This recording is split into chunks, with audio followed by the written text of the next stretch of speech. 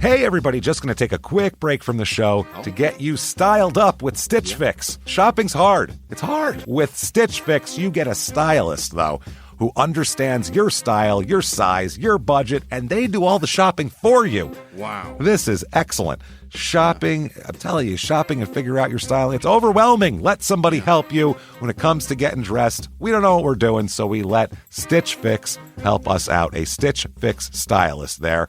They know what works on us. We get the prices that make us look really good, and it feels good. You get some confidence boost walking around knowing that you're looking decent here. Oh, yeah. Yeah, we just give the stylist our sizes, style, budget preferences. We order boxes when we want, how we want, no subscription or any of that required. And they send called Just For Me pieces as well. Like, maybe you'd like this, and it's awesome. Outfit recommendations, styling tips. You keep what you love, you send back the rest. It's super easy. Yep. You can do it, and we are doing it because it's excellent. Personal styling for everyone. Get started today at stitchfix.com/STM. That's stitchfix.com/STM. Now back to the show.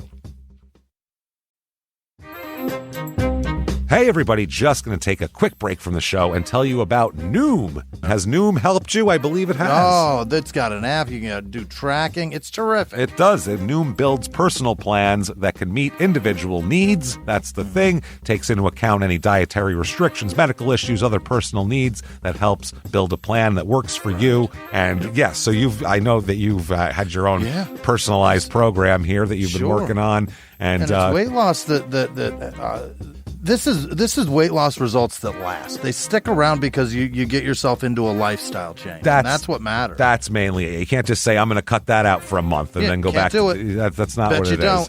So I'm glad it's helping you. That's great. And it really does. I like the psychology and biology-based approach here. Yeah. Noom Weight uses psychology. That's why they say losing weight starts with your brain, but it also takes into account your unique biological factors, Jimmy. All of your multitude flora and fauna that goes on inside of you there. Sure. Yeah. Stay focused on what's important to you with Noom's psychology and biology-based approach. Sign up for your trial today at Noom.com, Noom.com here. Based on 3.5-year study of actively engaged Noom users with minimum starting BMI of 25. Individual results may vary. Visit our website for more information. Thumbtack presents the ins and outs of caring for your home. Out, procrastination, putting it off, kicking the can down the road. In, plans and guides that make it easy to get home projects done. Out, carpet in the bathroom. Like, why? In, knowing what to do, when to do it, and who to hire. Start caring for your home with confidence. Download Thumbtack today. This week, in Whiteside, Tennessee, a series of simple clues leads to a most unrepentant killer who seems to bask in what he feels are his accomplishments. Welcome to Small Town Murder.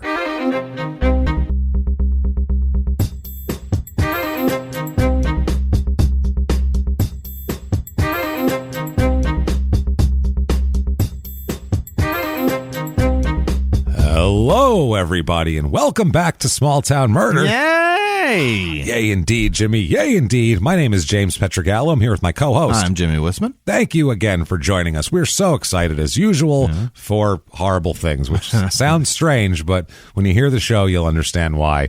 We are very excited this week, and we want to thank everybody for everything you've done for us and continue to do for us, like especially those Apple Podcast reviews, the purple icon on your phone. We don't know why those reviews matter, but they seem to matter a lot in the charts. So if you haven't done it yet, give us 5 stars, say something. It doesn't matter what. Just give them what they want. Give them what they want, and it helps us. So, and it's free for you. So thank you for doing that. Also, if you want to be a producer of the show, you definitely want to get in on our Patreon here. Yes. You want to do that. Patreon is cooking. Patreon.com/crime and sports for lots of bonus episodes. Anybody above the $5 level gets access to everything, both shows, Crime and Sports and Small Town Murders.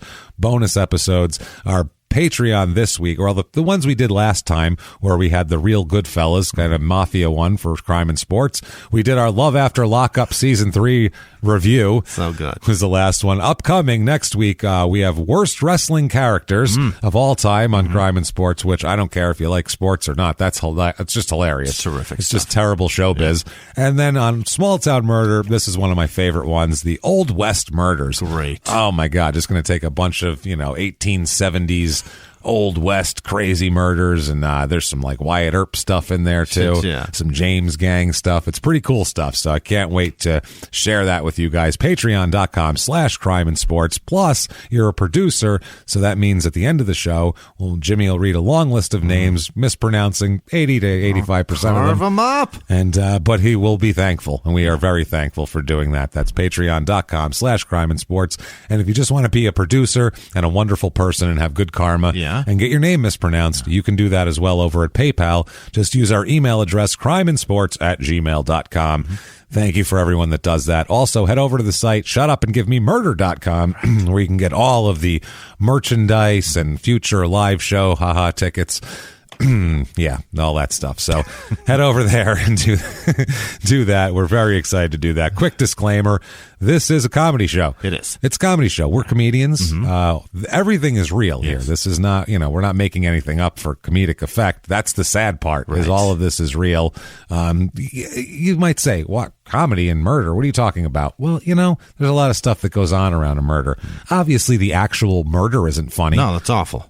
A couple hundred. We've heard very few funny actual murders. It just doesn't happen, really. No. So it's everything around it that's funny. First of all, it's about a small town. We've all been in small towns, lived in small towns. There's always something to make fun of. Even if you love the place, you're like, this is pretty hilarious. So we're making fun of that. We're making fun of murderers. Yeah. Good God. What other recourse do we have? Make fun of an idiot who tried to do something and did it poorly and couldn't get away with it. So if what we go out of our way to do and try our hardest not to do is we make sure not to make fun of the victims or the victims' families. Why? Because we're assholes, but we're not scumbags. Let's have this. That's what I'm saying. Let's do it. If that sounds good to you. Let's go. I think we're involved in Come this. on. I think it's time, Jimmy. It is time. It's time to shout, shut up and give me murder. Let's do it, Jimmy. Right. Let's go on a trip. Okay. Shall we? Let's head on down to Tennessee. Good deal. Now, this week, I must warn you ahead of time. We sometimes people will say like, oh, you guys are mean to the South, which we are mean to the South, but we're just as mean everywhere. So it's definitely not specific to. That's why we say don't get offended when we're making fun of a place, because every place we've done, we've made fun of equally. It's a roast kind of a thing. That's the whole thing. We make fun of where we're from too. Right. That's the point. It's a roast. It's a joke. We don't care. We're going on what other people say about a place that we've never been for the most part. So we don't give a shit. Also, if you love it, then who cares what anybody else thinks? You should be able to laugh a little bit. At least they're saying your town. So be happy about that. Calm the fuck down. This area is some backwoods hillbilly shit. Yeah. This is no joke. We're not just joking around. This is like people in the South would be like, oh, those goddamn hillbillies. Jesus. Yeah, you don't want to go around there. Like it's bad. It's all hollers. Okay. It's all hollers in this area, boy. Tennessee. Whiteside, Tennessee. It's actually Egypt Holler to be exact. Is it really? But Whiteside is the town there, and I'll show you how all the hollers lay out. I have a topographical map. Yeah. Egypt Holler. Egypt Hollow, but never said like that in that area. This is in southeastern Tennessee, just north of the Georgia border. I'm talking just north of there. This is some deep bumfucked Egypt. That's what it's called. This is some deep stuff right here. About an hour and 50 up to Nashville. 20 minutes over to Chattanooga. Yeah. So you can get there quick, but it's like separated from it might as well be another planet. It's just this separate little thing. We're in the hollers. Hey, 2 hours and 40 minutes to Pigeon Forge, which was episode 182. We did it back in July 2019. That was the 2 shot glasses of blood episode, which was absolutely insane. So anytime we're in Tennessee, it's always nuts. Tennessee, West Virginia, certain states have a just an elan to they them. They fucked with blood on them, didn't they? Well, then on the floor in the blood. There was blood drinking, forced blood drinking. Fucking hell, man. That was a mess, that episode. That crime, not the episode. It's in Marion County, area code 423. Motto here, they're trying to attract tourism. Really? So they've seen other cities try to attract tourism, so they're like, maybe this will work. But I feel like when it's this, it just sounds scary. Quote, what happens in them hollers stays in them hollers. That doesn't sound right? Vegas uses it. We can too. I feel like that just sounds like you're going to get like sexually assaulted in the woods, doesn't it? Be hurt.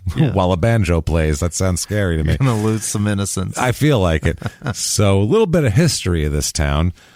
Now, first of all, in the late 1700s, Dragging Canoe lived here. What? Dragging Canoe was a Cherokee guy here, and he was kind of head of his little group. And he lived at Running Water, which is what this town used to be called. Whiteside used to be called Running Water, at a Chickamauga Cherokee town at the time. So it was an Indian town. Cherokees, were occupying the whole place. During the American Revolution and afterwards, Dragging Canoe's forces were sometimes joined by the Chickasaw and the Shawnee and some other tribes, along with British loyalists and agents of Spain and France to fight the Americans. So, wow. Yeah, it was a whole, because they saw it as encroachment on their area, and they were like, I'll fight these guys. You want them out of here too? Yeah. Well, I'll do it with you. And I'm sure the British probably told them, make a deal. If you do this, then we'll, once we beat them, we'll make sure that no one's allowed to settle on your little plot of land. Right. And that's, I'm sure that was the deal. And they would have lied to them and taken it all, I'm sure, also. So there was a series of conflicts that lasted a decade after the Revolutionary War. That was all sorts of shit that you don't really hear about. It sounds like they had the Revolutionary War. Constitution was like, immediately signed the day after the last shot was fired. And then they had fireworks and a flag went up on a thing. And then fucking George Washington was on a dollar bill. That's what it sounds like, happened in the world. But that's not what happened at all. It was a lot messier than that. So they, all this shit happened. Dragging Canoe became the preeminent war leader among the southeastern Indians. Completely. Really? Yeah, he was the man here. He served as war chief of a group known as the Chickamauga Cherokee from 1777 until he died in 1792. He died of exhaustion, or probably more like a heart attack, because they had a battle that they won. And so they had an all-night celebration, and he danced all night and then dropped dead. Really? Yeah, so they think he might have had a heart attack. He had too long of a day. He was an old guy. That's what happens. You fight all day, you dance all night, Can't do that. Yeah, so either exhaustion or just, heart attack probably. So now Whiteside used to be Running Water, used to be Aetna and AE. Aetna with an A, like the insurance company, right? Yeah, and then Aetna without the A, also, and Running Water. So they just name it something different every once in a while. It's named after James Anderson Whiteside, who's an attorney and a railroad promoter and land investor. Attorney? An attorney, railroad promoter, and land investor. So probably just a real asshole, I assume. I'm not sure. Dude with deep pockets. Deep, yeah. He was a leading citizen in the best sense, it says. He never, this is from an account of the day, never a very strong man physically. He was temperamentally self-controlled, kindly mannered, careful and methodical in his own affairs and in those of his clients. So he's a kind of a nice guy. Quote, one of nature's gentlemen. That's what he was called by people here. Everybody said they praise his kindly and considerate management. So he seems like a real nice guy. He did cast his vote in favor of secession, so that's not really a great move. Wasn't the nicest thing there. Now, railroad tracks and the Whiteside train tunnel and the Whiteside trestle in 1863 kind of were a big deal for the Civil War because it was passage, and any kind of transportation during the Civil War was big. You were constantly trying to take over tracks, destroy tracks. Like, rail was how you got lots of shit somewhere fast. Otherwise, you were walking it. That's not easy. Put it in wagons and we're walking. It's way harder than throw it in there and sit down and shovel some coal in the fucking fire. It's much better here. So here is a map of the area, as I could show Jimmy here. I'll show you a couple little maps. Here's Whiteside. Okay. There's Devil's Pocket, by the way, right up there, which sounds Scratch Ankle Hollow. Scratch Ankle Holler there. That's there. That's what there's a bunch of that pucker brush. Yeah, that's all up in the scratch ankle there. Scratch you up. Water Tank Holler there. It's that. I'll show you the topographical map in a second, too, because Egypt Holler is this way. Okay. That's Murphy Holler this way there, down Murphy Holler Road. And there's Egypt Holler Road. Go down that way. That's how it works. I found a town legend. I couldn't find any reviews of this town because, honestly, just nobody goes here. Seems like the type of place where you're like, oh, yeah, you want to go around that, probably. Sidestep that. You want to sidestep that because what happens in them hollers stays in them hollers, I hear. You know what I'm saying? That'll be you staying in them hollers. Right. So the legend, there seems to be a legend, and I've read several stories written about this that aren't, said to be true accounts, but like accounts of this legend type of thing, of a short, fat girl who lives in the woods. Okay. And they keep saying this short, round, human-like creature who will comfort an injured person in the woods and then rip their insides out through their side. They'll rip in, put their hand in, and pull their organs out like a fucking claw game. That's real? Yeah, it's a real thing. No, I'm sure it's not real. It's a real it's a real legend. Yeah, like obviously it's not fucking real. I was like, that's real. Yeah, it's true. It's really that's real. a real story that that's they believe. Their story. Yeah, I mean, I don't know if that's like the Blair Witch type of, quote unquote. Get lost. A woman will comfort you. A short, fat woman. Right. Your girl. Right. Okay. Younger. Will comfort you. She'll take everything inside you out of your hip. You'll think everything's fine, then she'll dig in, like I believe above your hip, under your ribs. I would assume it's a little pocket. Well, I mean, otherwise in the stomach you got a lot of muscles there. It's pretty open on the side there. It's a good place to extract. I feel like you're going to yank that out. Devil's pocket, like a claw game, and pull it. So that's what happens there. They are dumb. That's a special. That's, I guess, like the local Bigfoot. I don't know. All right, the hillbilly chupacabra going hunting for Mabel. The hillbilly jackalope. Well, that is a jackalope. Yeah, I'd say it's the Tennessee jackalope right there. She gonna pull your organs out, boy. Holy Watch Christ. out for the Tennessee jackalope. Woman-like creature. Who's short and round, they keep saying. So people in this town, 132. Wow. Damned souls reside here. This is a very small area, Super small. Very small. 20 minutes from Chattanooga, nobody's here. That's what I mean. It seems like people are avoiding this on purpose. It really seems like it. If you walk down a street in New York for 20 minutes, you've passed more people than live in this town. 20 minutes? You could just take a snapshot of a sidewalk on a block. There's more people there than on this town. In this entire town. In the whole town. At our live shows, we get like 8 of these towns in one live show. That's unbelievable. How crazy is that? So population here is up 14% since 1990 for some reason. I don't know why. It's cheap. That's why, probably. Female population is almost 60%. Yeah. Which is way, way, way, way out of whack. Women want to live here. I guess. Well, it's just old. Okay. 10% of the population is 85 or older. Wow. It's normally under 2%. It's normally about 1.5%, 85 and older. 10% are 85 and older. But James, that's 14 people. But still, 14 of the whole town is 85 or older. What's happening here? How are they living this long? 44% of the population is over 60, and there's basically no children here. That's unbelievable. There's a couple of babies under 4, and that's it. There's like no kids from 4 to 12. They don't exist. 60% of the population are 40 or older. 44% of the population's over 60 the other way. No. 40. You said 60% over 40. It's 44% over 60. Because I added the 14% of the other one. Yeah, okay, yeah. Older. So, older. Jeez, very old. It's an old town. Yeah. Married population here, this is remarkable. 14%. Wow. 14%. How is that possible? It's normally 50-50. It's 14%. Really weird. The stats, obviously, with a small 132, the sample size is so small, you get some hilarious stats. Single with no children, 55%. That sounds like just like spring break. Yeah. That sounds like, I'm going there. Party. This place is fun. Get down. 50. No one's got kids. Everybody's single. Yeah. Nope. Everybody's old. Well, they're single because their spouse died a long time ago. And, they're single because they're widowed or widowers. Want to hear the widowed percentage? Normally it's 5.8%. Okay. Here, widowed, 34.7%. Boom. More than a third of the town are widows, man. Think about that. Oh, man. They died in the mine. This is a story town. One dies young and the other dies when they're 112. Right. So what a weird goddamn thing.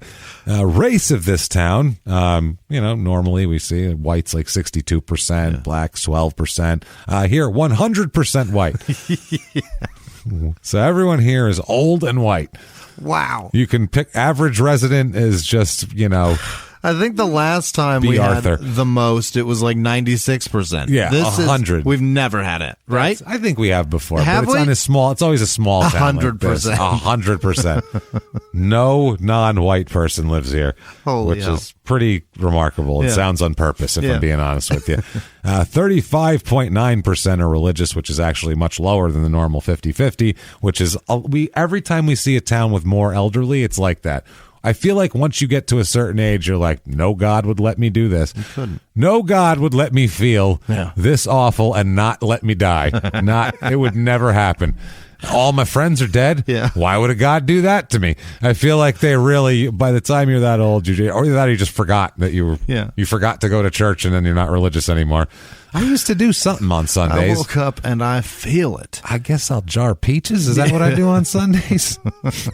I'm not sure.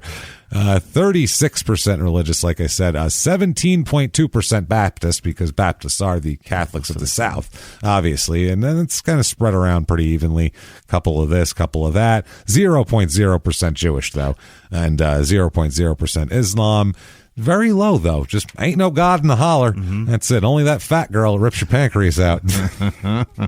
She's kind of a god, I guess, if you could rip a pancreas out in one shot. But they've seen the devil down there in the dark coal mines. I ain't seen God, but I seen the devil. I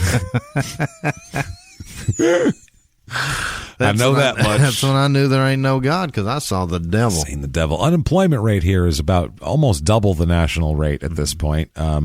The median household income's higher than you would imagine, though. It's about $57,500 in the rest of the country. Here it's about $43,000, which is low, but a lot of times it's because Chattanooga's there. So you can, if you can, hitch a ride on the back of the turnip truck, you can get on into Chattanooga as it passes by. Terrible. I just picture the jerk, Steve Martin and the jerk standing outside and getting taken from one fence post to another. Right. 70% of the households make $50,000 or less, though. So like everybody makes $43,000. It's not an average, because some people make 10 and some people make 80. It's everyone makes $40,000.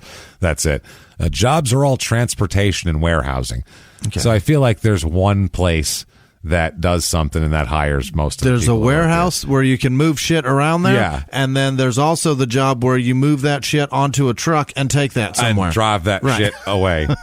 Or you can just go to Chattanooga because it's 20 minutes away and there's probably work there. We either hold shit or move shit. That's your job. Who's holding shit and who's moving shit? It's your turn to move shit, James. You're moving shit. Jimmy's holding shit, Jimmy. Jimmy, it's your shift to hold shit now.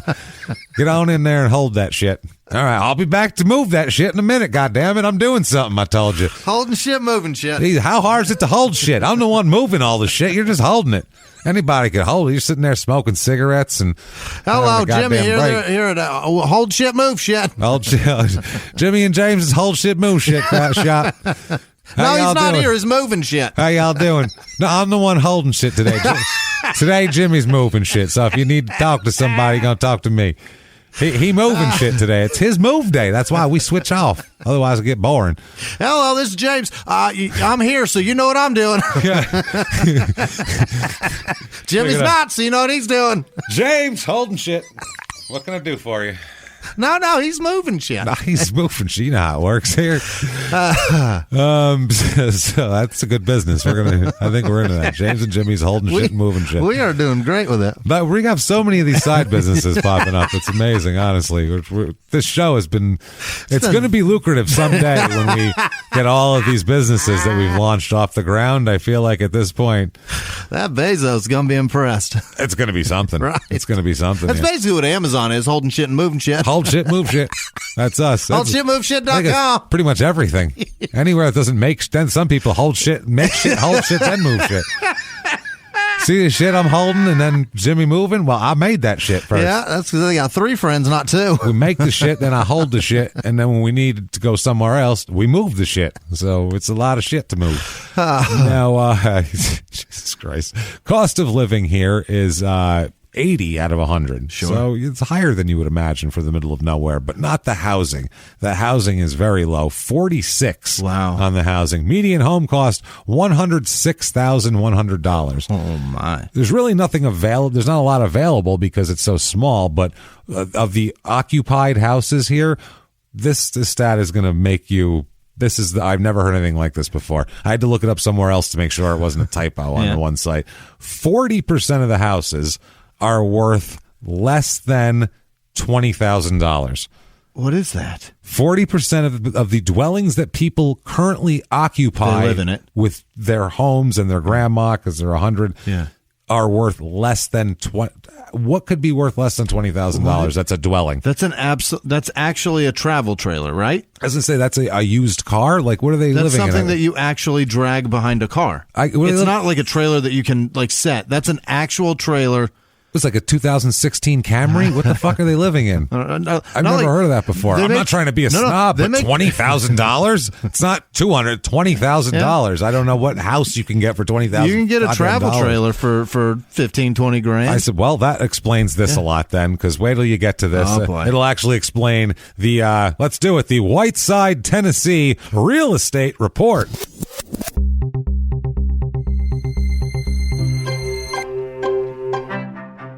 Okay, your average 2-bedroom rental, which doesn't exist here, is $740 theoretically, but that doesn't matter. It's the idea. It's the idea of it. If you believe in it, it's there.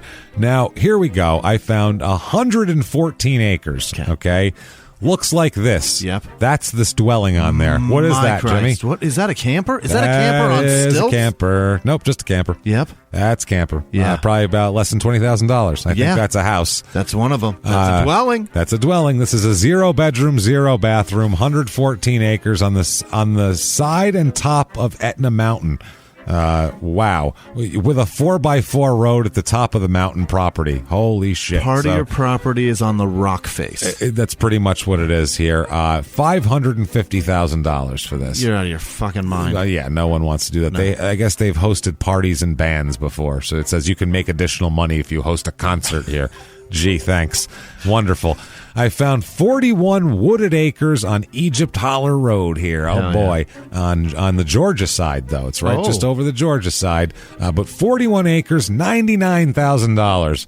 That's a deal. That's a deal. Yeah. I mean, that's a scary 41 acers of wooded, North Georgia. That's rough. That's rough territory there. But $99,000 there. There's like snakes and shit. Yeah. 3-bedroom, 2-bath. 1,162 square feet. It's decent, not terrific, but it doesn't look like a shack or a travel trailer. It's private, actually. It's down a little hill. $145,000 for that. So that's all that's available to buy, even in the area. Horrifying selection. You can host concerts over here if you really want to. Can you imagine your real estate agent? You give them what you need, they come back with that shit? Well, here you go. I got this. Secure gated spot to park and camp at the bottom of a mountain, it says. The one thing. That place is awful. Just sell a Holiday Rambler and park it out here. You can all do it. That's right. Things to do. Smoky Mountain Fiber Arts Festival. Fiber arts. Just because I was like, what the hell does that mean? That's exactly what I did. Fiber arts? It says, this is the top of the website, which I find lovely here. Learning keeps us young. Preserving and sharing local heritage arts keeps us grounded. If the old proverb, idle hands are the devil's workshop, we've got the antidote. Exploring fiber arts this spring. I don't know what that means. So I don't know, but they're mixing religion into it too. Why you got to pepper in idle hands? What's up with the devil here? It's the 11th annual Smoky Mountain Fiber Arts Festival. I think that was last year. Presented by Townsend Artisan, blah, blah, blah. Tennessee Valley Hand Spinners Guild. Yep. That's what it is. It's fucking knitting and shit. Yeah, I think it's knitting and shit here. The admission to the festival is free and open to the public. They just need you to please come and get something. Pre-registering Please come. Please come. I know I know you don't want to watch me knit, but come on. Art. You don't like it, but you can pre-register for hands-on classes if you want to learn how to do it. Please come. Please come. You can learn too. That way you don't have to just watch me. We can talk while we both do it. We'll talk. It'll be fun. We can be friends because I don't have many friends. Be aware, our most popular classes sell out early, by the way. So watch out here. Festival focus is on the sheep to shawl concept. Get out of here. The festival focuses on the sheep to shawl concept, and visitors will see the transformation of fleece into finished goods and art pieces. The second annual fashion show will offer an opportunity for vendors, instructors, and participants to model their artistic creations, your weird fur art. The fashion show will be Saturday at noon in the amphitheater. Holy shit. They fleece a sheep and show you how to make that shit into yarn, and then they show you how to make a shawl. Congratulations. Wow. Also, the Native Americans of East Tennessee find out what archaeologists have learned about prehistoric life in the Tuckaleechee Cove from pottery, stone tools, and other artifacts found in one of the largest archaeological dig projects in Tennessee history. You could have just asked them if you would have not fucking murdered them. Yeah, they would have told you. They were thrilled about telling you about their way of life. They would have told you everything. You could have found all sorts of stuff. That's what's so magic about Native Americans. You could have people there now. They tell you unbelievable stories. Yeah, they're happy to. And it's all real. Also, East Tennessee mountain culture, which doesn't need to be celebrated. I feel like. You'll see a log cabin made of hand-hewn logs and learn about one-room schoolhouses and grist mills. Wow. While cultivating an appreciation for the resilience and ingenuity of pioneer people of the Smoky Mountains. Riveting. Whoa. And then we'll use some guy who has some assumptions of what the natives used to do. You know, he's going to tell us. I mean, we'll tell you all about the one-room schoolhouse. After we killed them all, we looked through their shit, and I think we got what they do. I think we figured it out. I'm not positive. We're fascinated with what we killed, and we want to share with you what they do. And also up the road a little bit here, not in this area, but a little bit up the road is, I just had to put it down because it's crazy, the Dunlap Coke Ovens Bluegrass Festival. Coke Ovens. Coke Ovens Bluegrass Festival. They're into some mining down there. Yeah. We got those here, it's right too. in the name of it. People love talking about the Coke Ovens. Well, I saw a picture of this festival, and it looks like a stage in somebody's yard, like this terrible stage, and it has like this, banner that you made for $60, and it says the, Dunlap Coke Ovens Bluegrass Festival on it. And there was a bunch of big bearded hillbillies that all look like Jessica White singing on stage. It was crazy. Yeah. Crime rate, what we're interested in here in this town, property crime, more than double. Really? Which there's 140 people who is stealing shit, and they're all elderly. What do you do? That's what I mean. Is this old lady fight? Did they bust an old lady fight club last year? And it's what happened? You think that's crazy? Violent crime, murder, rape, robbery, and assault. The Mount Rushmore of crime, more than triple. More than triple the average. What the fuck is happening? They must have 2-3 really bad kids, right? There's like they don't have any kids. Good point. There must be like one grandma is a dick. Yeah. And she is just vicious apparently. And they can't put her away because she's so old. They feel bad. She keeps getting acquitted. All right. She keeps getting bailed out. She'll do it again. They're like, now, Ethel, we told you. Cut that shit out. Right. Not taking it no more. We're going to put you away finally. And she's like, no, you won't. They got to Mamie. That's right. So that's somebody. Eisenhower? White. Mamie. What? Oh, Mamie White. Mamie White, yes. They have clearly. I was thinking of somebody else. Maybe yes. Eisenhower. What are you talking Who is about? that? One of the Eisenhowers. Is it real? Yes. Okay. So murder. Let's talk about a murder. Yes. We're interested in here. Murder. Let's do it. Let's get into it. Okay. Now, first of all, I got to show you the area in topography form. Fantastic. So a little relief map kind of the area.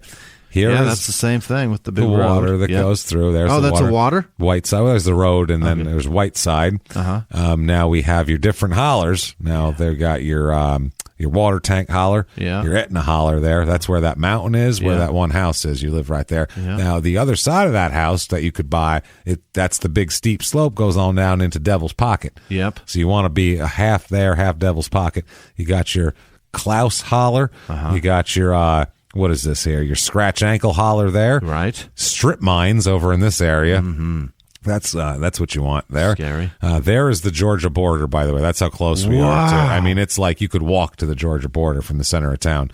And right here is Egypt Holler. And that's where we're going to spend most of our time, in the Egypt Hollow area between Murphy Hollow and the Windy Mountain. Mm-hmm. So, yeah, it's this area. And you see how it works, though? It goes through there, and these are all these little hills with these little, like, tight valleys, these little hollows, as they call them. So it's a weird... you kind of have to see that to understand it, and I'll post it on social media, too. Bizarre little place. Bizarre little place. Hey everybody, just going to take a quick break from the show to tell you about the safest sponsor ever, Simply Safe. Absolutely, these people will keep you safe. It's amazing. You know that every 26 seconds a burglary takes place in the United States, according to the FBI. That means that by the time this podcast is over, dozens and dozens of homes will have been targeted, ransacked, God knows what happens here. So protect your home before it's too late with Simply Safe proactive security system. Simply Safe helps stop threats before they even have a chance to break in. Named Best Home Security System by U.S. News and World Report 5 years in a row. And by us for about the last 8 years as well. If you trust us, believe me, you want Simply Safe. So visit simplysafe.com/small to claim 50% off a new system with professional monitoring plan and your first month free. That's simplysafe.com/small. There's no safe like Simply Safe. Now back to the show. This show, Small Town Murder, is brought to you by BetterHelp. Get yourself some therapy, everybody. Honestly, here. We often hear about, red flags that you should avoid. Hey, that's a lot of a thing. It's become a real phrase now, real cliche. But why don't you focus also, you look at like green flags in friends and partners. Look for good things as well. Right. And maybe you're not sure what that looks like, though. Therapy can help you figure that out. What are positive things? What are the green flags? And then you can practice them in your relationship. It's absolutely a fact. And so, honestly, we absolutely are huge advocates for this. It really, really helps. BetterHelp is fully online, making therapy affordable. It's convenient. They serve over 5 million people worldwide. You can access a diverse network of more than 30,000 credentialed therapists, wide ranges of specialties there. Here's the coolest part. You're not getting along with your therapist, you're just not feeling it, you can switch at any time, no extra charge. Wow. The thing is, they want you to get help. That's it. And you can do it with BetterHelp. Discover your relationship green flags with BetterHelp. Visit BetterHelp.com/smalltownmurder today to get 10% off your first month. That's BetterHelp, HELP.com/smalltownmurder. Now back to the show. So let us talk about some people in this place. Let's talk about first a young lady who's not from this place. Mm-hmm. Lucky for her. Yeah. She's not from here. Tara Michelle Stowe, to be perfectly accurate. She was born December 27th, 1971. Mm-hmm. Old Tara here. And she lives with her grandmother in Tiftonia, Tennessee, which is pretty close nearby. Tiftonia. I think it's like near Chattanooga, but, not on this side of it, on another side of it. So she lives in Tiftonia, and in November of 1986, she is 14 years old, going to be 15 in December, obviously, on the 27th. And, she lives in this area. Her grandmother, who she lives with, had gone to Dallas for several days, and Tara was staying with her aunt, whose name is Betty Davis. Yes. Of course. Fantastic, mm-hmm. Right? So Tara's hanging with Betty Davis. Now, on November the 29th, 1986, about 8 o'clock p.m., Betty Davis leaves her mobile home, as one is wont to do, in Tiftonia to pick up her mother, who is Tara's grandmother, in Chattanooga. So, so Tara is at the house here. Now, Tara and also Carrie, who is Betty's other daughter, were left in the mobile home with some of their friends. So she's got a 14-year-old daughter, and she leaves the house with 3 boys there. Uh-huh. Okay.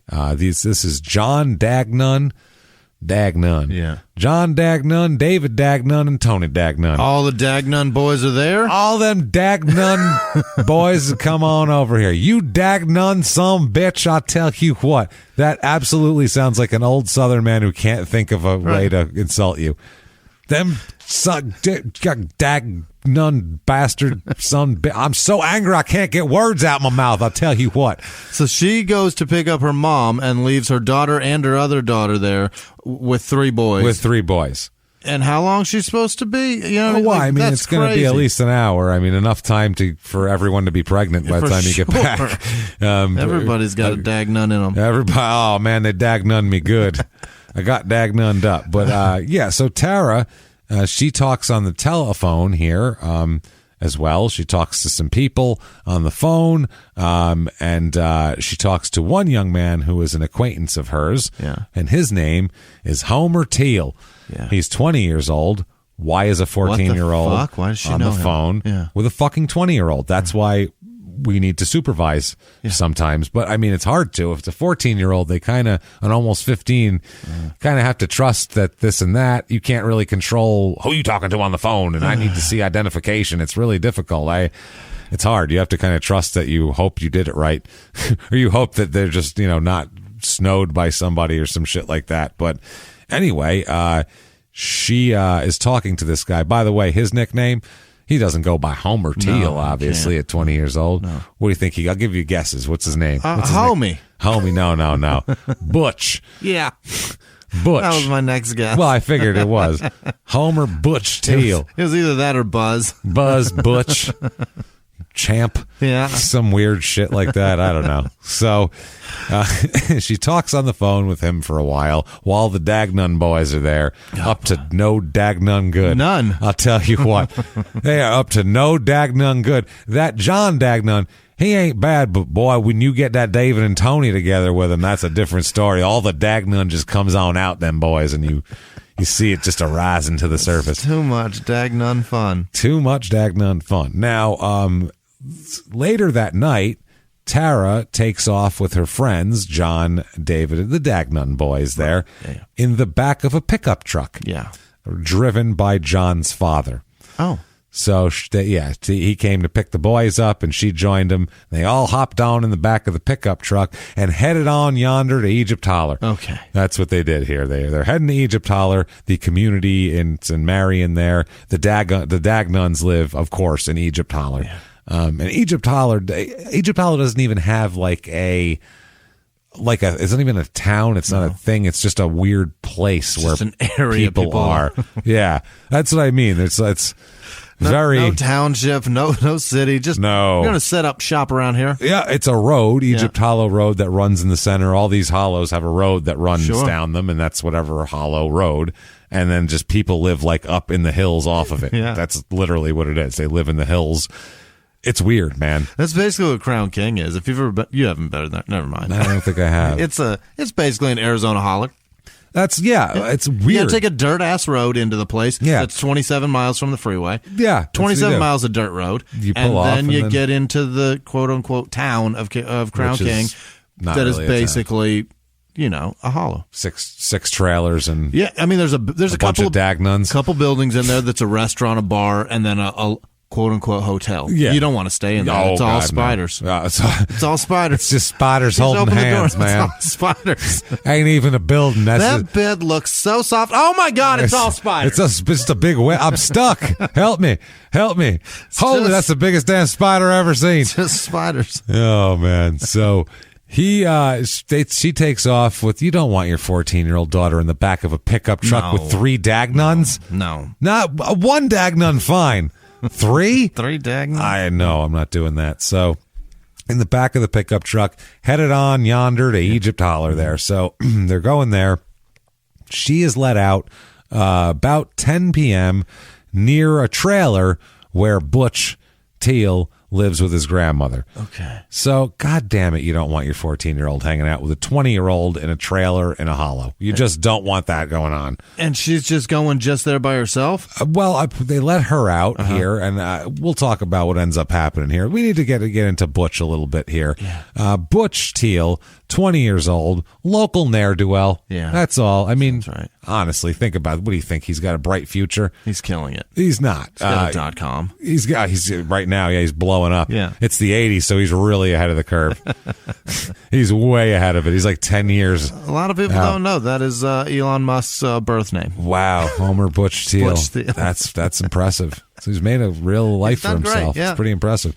So Butch, local ne'er-do-well, local hollow shitheel. He's raised by his grandmother at that point because he never met his father, and his mother died when he was 14. God damn it. So that's a tough way to start. Yeah, you're living in a place that's not an easy place to come from. Yeah. No father, mother's dead, living with grandma. Mm-hmm. He spent his entire life in Egypt Hollow. Mm-hmm. This is just what he knows. This is it. There's nothing else. He only went to school up until the 9th grade, which is when you're 14, which is when his mom died. Mm-hmm. So I feel like once mom died, he was like, well, don't need school. Fuck that. Like, or maybe he would have been just too overwhelmed to go to school for a while. And once you don't go to school for a couple months, you're like, well, I guess I'm not going back to school. She was the one making me. I'm not going now. Yeah. I mean, Grandma don't even know. I tell Grandma that there's no school no more. They stopped doing school years ago, Grandma, you old bitch. Grandma, they don't close that damn thing. What do you think? There's government money? No, you dumb shit, old lady. What's wrong with you? So just smoke that weed, Grandma. Everything be fine. Grandma with these pills. She got a thing. My grandma, she got a thing, and this is Monday, Tuesday, Wednesday. She take them all. Yeah. All of them, I tell you. Right down the middle. Right down. So he lived there, goes to school up in, didn't finish 9th grade, just quit in the middle of it. In the middle. Yeah. So he's got 8th full grade there. And about the time that Tara gets there, Tim Sexton and Butch Teal were driving to Betty Davis's trailer. So they're crossing paths here. On the way, Sexton is told by Butch Teal that James Dagnon, this is amazing, James Dagnon, one of the Dagnon boys, he is currently, because they're like, where's James? And he goes, oh, well, he's currently living in the woods up in the hollow there. There's a fourth Dagnon that's living all alone in the woods? James lives in the woods. Was James one of the three Dagnon? No, John, David, and Tony. Yeah, you're right. There's a third one. This is a fourth Dagnon. Fourth one, I mean, yeah. Fourth Dagnon. This particular Dagnon. Oh, my God. The Dagnon boys sound like a nightmare. It's a problem. Yeah, the Dagnons, I feel like everyone in town knows the Dagnon boys, and they cause a lot of problems, like the Dagnon bastards. It's become a word. So, this Jesus Christ. So he's living off in the woods. He's living in the woods in Egypt Hollow because John Dagnon Sr. had taken out a warrant on him charging James with, quote, Jesus Christ, whipping little David Dagnon. So there's a David Dagnon too. Okay. And James, quote, put a whipping on him. Mm-hmm. And I don't know if that means he actually whipped him or if that's just he beat him up or whatever it is. But, in whatever Southern parlance we're dealing with here. Okay. Either way, a warrant has been taken out against him, which again sounds like you can only take out a warrant if you live in a holler, right. I think, right? Dad can take out the warrant? Anybody, I'm going to take a warrant out. That sounds right. Doesn't that sound? Yeah, it doesn't sound. In civilization, you can't just take out a warrant. Feels like the police are supposed to take out the warrant. warrants. Yeah, like he called the cops and then the police are looking for him. Not, I took a warrant out on him. Does that mean you hire a man because there's no police force? Hello, police. I'd like to take a warrant out on somebody. Yeah. Huh? What now? Listen, he whipped my child. Like with a whip? No, and he is my child. So he whipped himself? See, that's where you're wrong. See, this is real confusing now. And now he lives in the woods, so I need to take a warrant out on him that I can arrest him. This is all very confusing. You're going to have to call a little bit later when Tony comes in. He handles this sort of thing, really. I'm just mainly like speeding ticket kind of guy. I don't really know how to do paperwork. But it's my day down at the hold the shit. That's gonna be your problem here. You got the holding shit, moving shit. That's gonna be your problem. If you're holding shit, you got time to worry about this today. I've got a typewriter. I will write the warrant. You do that up, and you put that like with some tape on your refrigerator, and you work on that. All right, then. Okay, goodbye. I believe that's how the call went. Probably. And he's like, I took a warrant out on you, boy. It's like, they told me. I better run to the woods and live in a tent.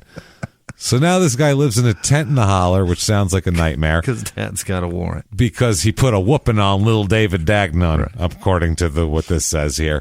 Now, James Dagnon, who's a cousin of John Dagnon Sr. and David Dagnon, was Tara Stowe's boyfriend. Okay. The 14-year-old is going out with the guy who lives in the woods because his dad took out a warrant for whooping another one. Okay. So, little Tara Stowe, 14, her boyfriend lives in the woods in a tent. My God. Which is exactly what you want for your daughter. This is just... it's all I ever wanted for my daughter is my God. to find a nice boy who lives in the tent because his dad took a warrant out on him. This is wonderful. So, that's how that goes. So, the whole thing is, what they're saying is Butch Teal is saying, yeah, you're looking for James. He's living out in the woods, blah, blah, blah. I can take you to James. Okay. That's how this works. James wants to see you. That's how it goes. Now, James misses you. He's really lonely out there. He's just sitting in a tent in the woods. He can't come to town. He's got that damn warrant. You know how the warrant works. If his dad sees him, he's going to pick him up. I mean, I know the cops don't care. His dad typed it himself, I think. I don't even know. Took out a Dagnon warrant. He wrote it on the back of the menu down from the diner. It's just a paper menu. He wrote over like the breakfast section. It's just a marker so you could see it more. He has a warrant for biscuits and gravy. Yeah, I was going to say, you could either arrest him or you could order like some hash browns and some smothered covered. Either one. The white gravy's got sausage in it. You know how it works there. It's good stuff. So they take out oh, God. So upon arriving at Betty Davis's, Butch Teal asks for Tara and is told, he should have been told, you're way too old for her, and I'm going to call the police if you don't get off my property. Yeah. Instead, she's told that she had gone with the Dagnons to Egypt Hollow in the back of a pickup truck. This is great parenting all around. The two then drove back to Egypt Hollow there where they found Tara. 14 years old. It's dark out, nighttime. She is sitting in the hollow on the steps of the church, just hanging out. Nothing going on, just sitting there waiting for somebody to come back. And that's like the central part of the area, so everybody drives by there. You got it if you want to. I'm so worried. This is just ridiculous, right? I'm so scared for her. I know. This is terrible. So Tara tells them that she's waiting for James Dagnon. That's what she's doing here.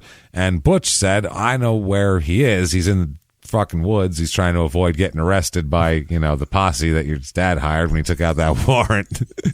I feel like if you take out a warrant, you have to hire your own posse, right? You can't expect the police to deal with that.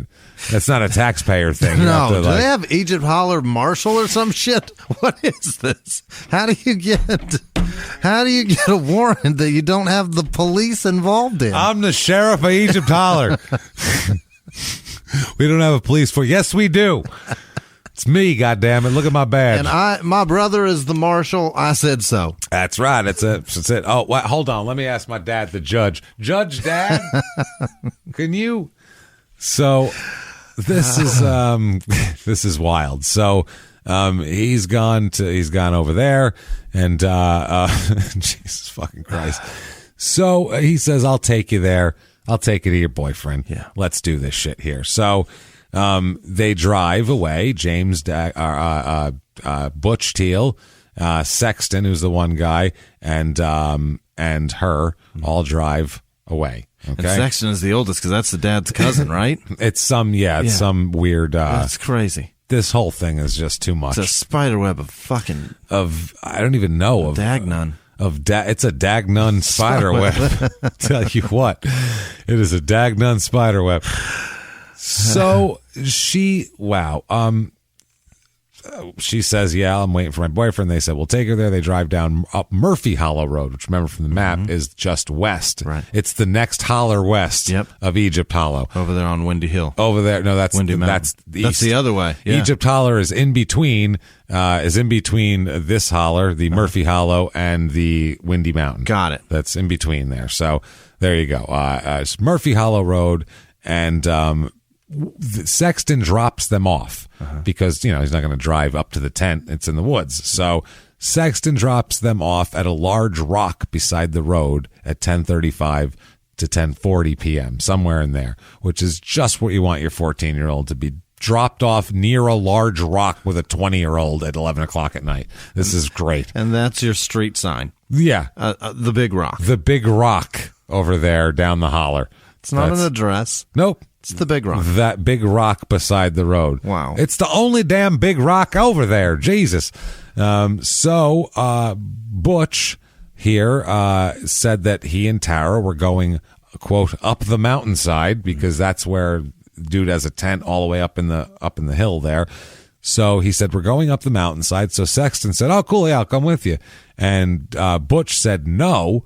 You can't come because James told me that he only wants Tara to be there. I'm just dropping her off and leaving, and he said don't bring anybody else because he doesn't want anybody knowing where he is because he's got a goddamn Dagnun Warren. Got a Dagnun Warren out for him, and he just wants to be private with his location.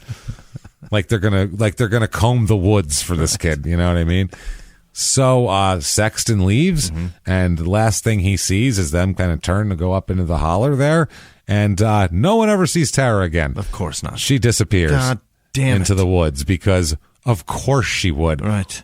Oh my God! Like I said, if you're a parent, and I'm not saying this. It's Lucy. It's the '80s too, so it's a different time, and I think they generally thought they were safe in this area too, which is. Obviously. It's also just the lifestyle they lead there. You just wander around. That's what I mean. It's an insular town. It's an insular place, and I feel like nobody normally gets killed probably, so you just don't think your kid's going to get killed because everybody knows everybody. Right. So, you know what I mean? I don't think it's bad parenting. It's just the parenting that went on back then in that area. It's just the sign of the times, and it's bad parenting. Yeah, but I mean, you can count on that. I don't think her grandmother was like, that Tara, I hope she disappears at night. I'm going to let her go into the woods. I don't think it was like that. Right. I think that the parents thought kids are fine, but clearly they should have thought more. It's a lot of that doesn't happen around here. Exactly. Unless you look at the statistics, and that fucking happens there all the time. All the time. Yeah, look at our show. Jesus. It happens at least 210 times or so. And this place, it's 3 times the national average. And the other thing,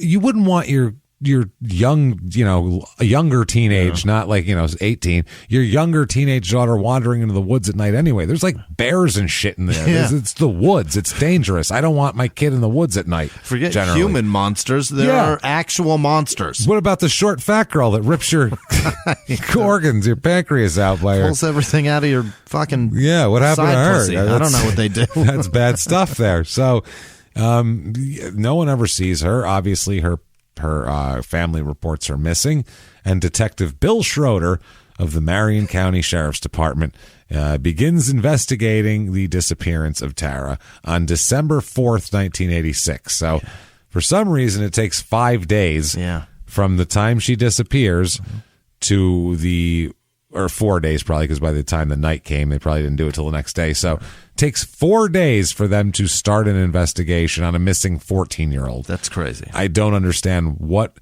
I don't know if that was, like I said, loosey-goosey with the rules and curfews. Like, I don't know, Tara's probably staying at her friend's house, and then, she didn't come home still for 2 days. Let me call around and ask about her. And then nobody picked up for a day, and then the next day they were like, maybe I should call the police.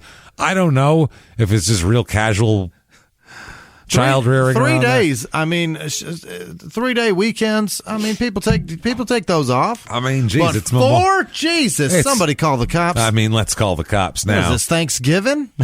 Yeah, exactly. So they ask around. Yeah. And they find out, obviously, that she's been seen with she was with the Dagnuns. They were over the house. And then also, her grandmother says, well, the one boy came over and asked for her, and I said she was already gone, and that was Butch. So she's describing all these people. And so, there's so far about 5 people that have 5 young men that were around her that night that we know of right before she disappeared. Right. So they're going to start there. It seems like a good place to start. The last people to see her alive or just anywhere. So the officer here, the detective Bill Schroeder, he went to the Teal residence to talk to Butch, to find out did you see her? Where did she go? Who'd she go with? Do you know anything? Now, while he's talking to Butch, he notices a class ring on Butch's hand. Which is strange because Butch dropped out in the 9th grade. So right. What class is this from? What HVAC course did he take that gives him a class ring? You didn't get an 8th grade class ring? It's weird. I did not get a dishwasher repair certificate ring when you graduate from whatever the hell that is. I didn't at all. I don't think roofing school gives you a class ring, probably. No? I just don't see it with this guy.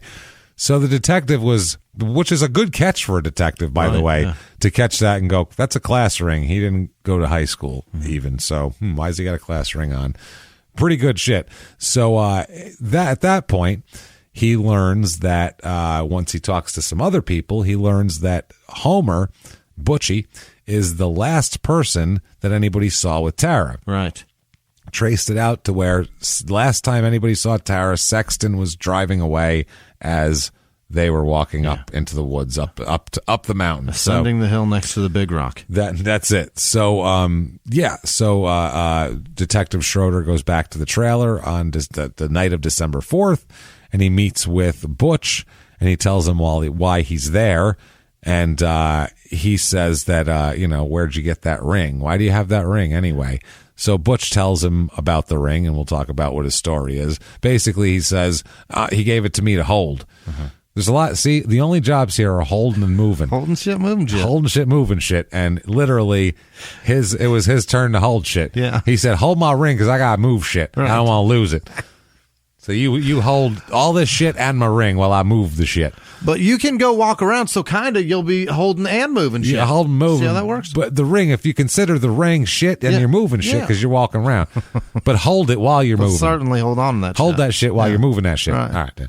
So he meets with him and tells him that, the ring is suspicious, and that's a suspicious, you're holding it for your friend. That's a weird. Why would you hold? That's a weird thing. Your friend can literally hold that with zero energy by, putting it on his finger. Yeah. So he says, well, we're going to talk to you. Why don't you come down the station? And the detective advises him of his Miranda rights. Yeah. Because at this point, he's not a witness anymore. There's something that makes him even slightly a suspect. So the detective does the right thing. And that's exactly when he's supposed to Mirandize him. Right. When he goes from who knows or a witness to even a slight bit of questioning in more of a suspect way. Mm-hmm.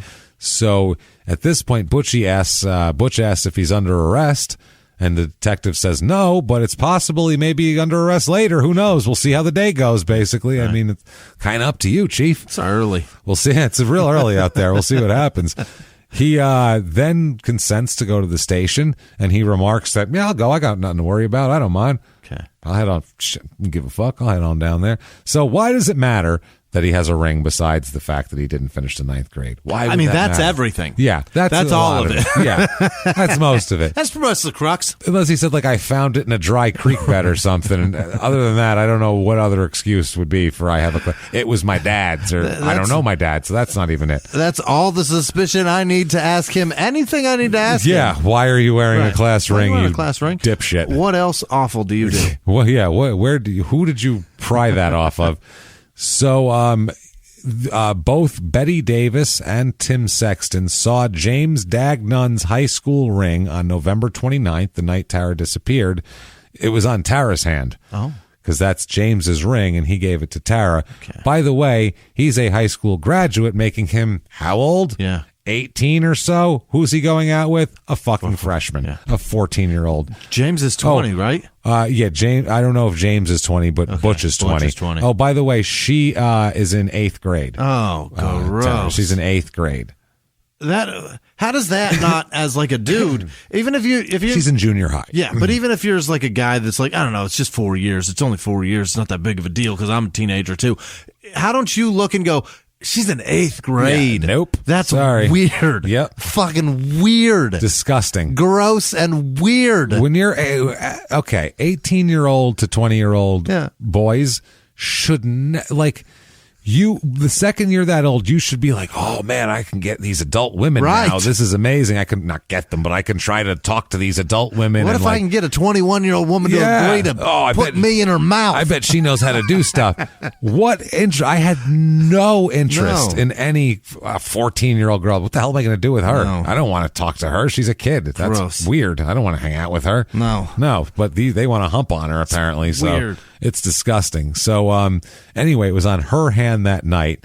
And on the days after the disappearance, several people, including Detective Schroeder, saw that same ring on Butch's hand. So that's a bad sign. Terrible. If the victim had jewelry and she's missing, and now that jewelry is on someone else's hand, there's a lot to be inferred there.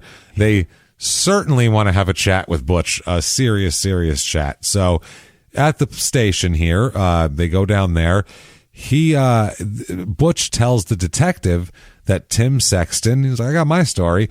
Tim Sexton left me and Tara in the hollow, and the last he saw Tara was she was walking toward the interstate, up toward where we saw. Remember the big road that curves through? Now, I don't know why she would go there to see James and then walk toward the interstate. That doesn't make sense. And if she did, why didn't he walk with her? Yeah. Did he go up and see James? Did James ever see anybody? There's a lot of questions that are kind of loose ends there. And where the fuck is James? And that's the other thing. Yeah. Well, he's in a tent. He's got a warrant out on him from his daddy.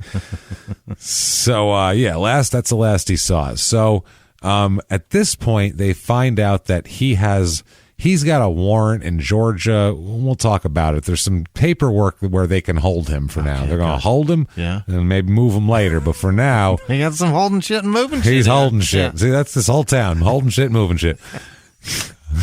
Up to and including our prisoners. Yeah, that's right. We hold them and we move them. Move here and then I hold them, make sure they don't run away, and then I move them where I need them to be. So he puts him away here. It's a. I think that's in Mrs. Doubtfire when he goes, here we move it and then we ship it. And then he goes, see, you take it, you move it, and then you ship it. And then where is it? I think that I've sure never seen Mr. and Mrs. Doubtfire the whole way through. Well, I think it's at the beginning because then they ask him. I can't. They go, you got any questions? And he goes, after remove it. You ship it. I can't do Robin Williams. You smart ass. Yeah. I loved Robin. I can't do it, man. He's I can't do it. I'm like, please stop trying. I can't take it anymore. It's too much. Dude. I loved him when he was filthy as a stand-up. That's my favorite cool. Robin Williams. Yeah, that's different. But like, it bothers me when he has to sell to kids. And I like him when he's calm as an actor. He's a great calm actor. Like in The Birdcage, he's the straight man, I guess, but I mean the comedy team, and he's fucking phenomenal. Yeah. Be that. He's great at that. Don't be annoying. Be that guy and let Nathan Lane go do something crazy because he's hilarious. He's great. He's the best. So anyway, once they get to the jail, Detective Schroeder advises him of his rights again, just to make sure. Advised him when they left in case he said anything in the car. Now they got out. Now we're at the station. Totally new atmosphere. Again, here's your rights. Yeah. So he's really, really up on that shit. Butch tells Detective Schroeder how he and Sexton picked up Tara and how after giving him the ring, she walked down the road. Okay. So that's the last he saw. He was like, they dropped me off. She was sitting on there, dropped us off on the big rock. And she gave me a ring and then walked toward the interstate. I said bye, and I went home. Is that the holler equivalent of like taking off your shirt and walking into the ocean? I guess I don't know. It's like an Eskimo where they put you on an ice block and push you away. Remember me fondly. Very strange. Yeah, she's like, I can't take it anymore. Just walked into the freeway? Walked out in front of an 18-wheeler and just... Right. Move me! Sit there with her arms out and her eyes closed and her head back just to take it. I don't know. That's what he's trying to propose. What a ridiculous story. It's a ridiculous story. So he said, he did that, walked down the road. Detective said that all through this, he was free to leave. They hadn't got him on the other warrant yet, but they said all through this, he was free to leave. And at the time, this was the first statement he made. That's his first story. Just handed me the ring and left, man. I don't know. Hell of a story. Just a ring. I got it now. I mean, there it is. I mean, obviously, you gave it to me. I got it. It's a Dagnon ring. See, it says it right on there. Right on the side. So Yeah, Butch claims, though, Tara gave him the ring. What the hell? So so it's at that point they find out about the other warrant, and they go, well, we're going to hold you for a while. We might be moving you later, but for now we're going to hold you. And at this point, Butch gets super mad and livid and pissed off. Really? Oh, he said he was calm, laid back in the chair, just going, no, I don't know, man. They gave me the ring, and I mean, it's cool. He's like picking his nails. He's real, like, as calm as can be. And then they say they're going to hold him, and he goes ballistic, flips out, loses his mind, and starts screaming at the detective at the top of his lungs. Everybody can hear him. And finally he says that Schroeder, quote, would never find or prove anything on him. What does that mean? You'll never find or prove anything on me, he says. And that's as he's being dragged away. All we're doing is to holding jail. him. Well, guess what? No, we're moving you to jail. We'll move you now. And then we're going to hold you in there. So he would never find or prove anything on him, which is a strange thing to say to a detective. That's what you say. It's a proclamation you don't make as you're getting arrested either. No, it's what you say if you're either an idiot and a murderer or you're like a mafiosi, where it's like, look, we both know what everybody's doing, but you're never going to find or prove a fucking thing on me. That's a different game. Yeah, this guy is not in the mafia. He's an idiot. I don't think there's a holler tent mafia out there with him with a class ring on. Innocent people have never said those words, though. You'll never find or prove anything on me? Nobody ever. No innocent person has ever said that. Nope. Unless someone was like, I'm going to prove you're guilty. He's like, you can't prove I'm guilty because I didn't do anything. Right. That's the words they say. They don't say it that way. You're never going to find or prove anything on me. I'm bulletproof. I'm King Kong. You can't stop me, motherfucker, as they drag him away. That's a guilty man. That's a guilty man. A very strange guilty man is what that is. Very bizarre, but certainly guilty. So then they talk to him again. During this time they're talking to him again, he starts making weird statements about how to get rid of a human body. Why do you do that? And suggested a bunch of places where the cops might look for a body. Okay. Like, I don't know. I mean, if I was looking for a body, there's places around there where you could hide one. First of all, he says, he said that he tells the detective that, I mean, if I was going to kill somebody, I'd feed them to pigs. Okay. That's how I get rid of them. All right. Like Al Swearingen style on Deadwood. You just feed them to Woo's pigs, and that's that. Which, I mean, yeah, that works, I suppose. So he's telling the cops, I mean, if she's dead, if I would feed her to pigs, so I assume other people would too. So she's probably either fed to pigs. And he also said another thing you could do, maybe check on this, is another idea I got. He's got full of ideas of where to stash corpses, which is a very strange thing for a 20-year-old to be thinking about, unless they have a podcast. He said that he was talking about, you dig up a grave. And this is what mob guys did sometimes too. You dig up a grave and just put the other body on top of it, cover it back up. No one's going to dig that back up again. It's on top of a grave. It's brilliant. You dig down to the casket, you throw your corpse on there, you cover it back up again. That's genius. Yeah, it's an old mafia trick. Yeah, but if you get caught though, now you're charged with desecrating human remains too. I think murder. It doesn't really matter. You've certainly desecrated some remains. You killed Paulie, so it really doesn't matter at that point. You dug up somebody's family's grave. Yeah, that's psychotic. So that's this for dismembering Vinny, and then you know what? You did desecrate that grave. Martha Evans' family is pissed at you. You messed the flowers up, which they set out, and all the grass hasn't grown back the same since then. So we're gonna actually have to charge you a little extra for that as well. So, and you'll be billed for the sod. You're going to be billed for sod as well. So Hey everybody, just going to take a quick break from the show and tell you all sorts of good stuff about Chime. That's what I'm talking about. There's so many extra fees you have to pay in life. Everything. You go to the airline, there's an extra ticket on that. There's extra fee on every fees, hotels, fees, all this type of stuff. We're trying to make progress, and the next thing you know, here comes another fee coming at you, and it's more money than you expected, and your whole math is thrown off, and it's awful. Learn more at chime.com/smalltownmurder. Chime is great with that stuff. I mean, you can't beat if your things are a little tight, especially around the holidays or after the holidays. You need that money a couple days early, or go grocery shopping. You got a car payment due. There's so many things that don't cross over exactly how you want them to cross over. Make progress toward a better financial future with Chime. Open your account in 2 minutes at chime.com/smalltownmurder. That's chime.com/smalltownmurder. Feels like progress. Banking services and debit cards provided by Bancorp Bank N.A. or Stride Bank N.A., members FDIC. SpotMe eligibility requirements and overdraft limits apply.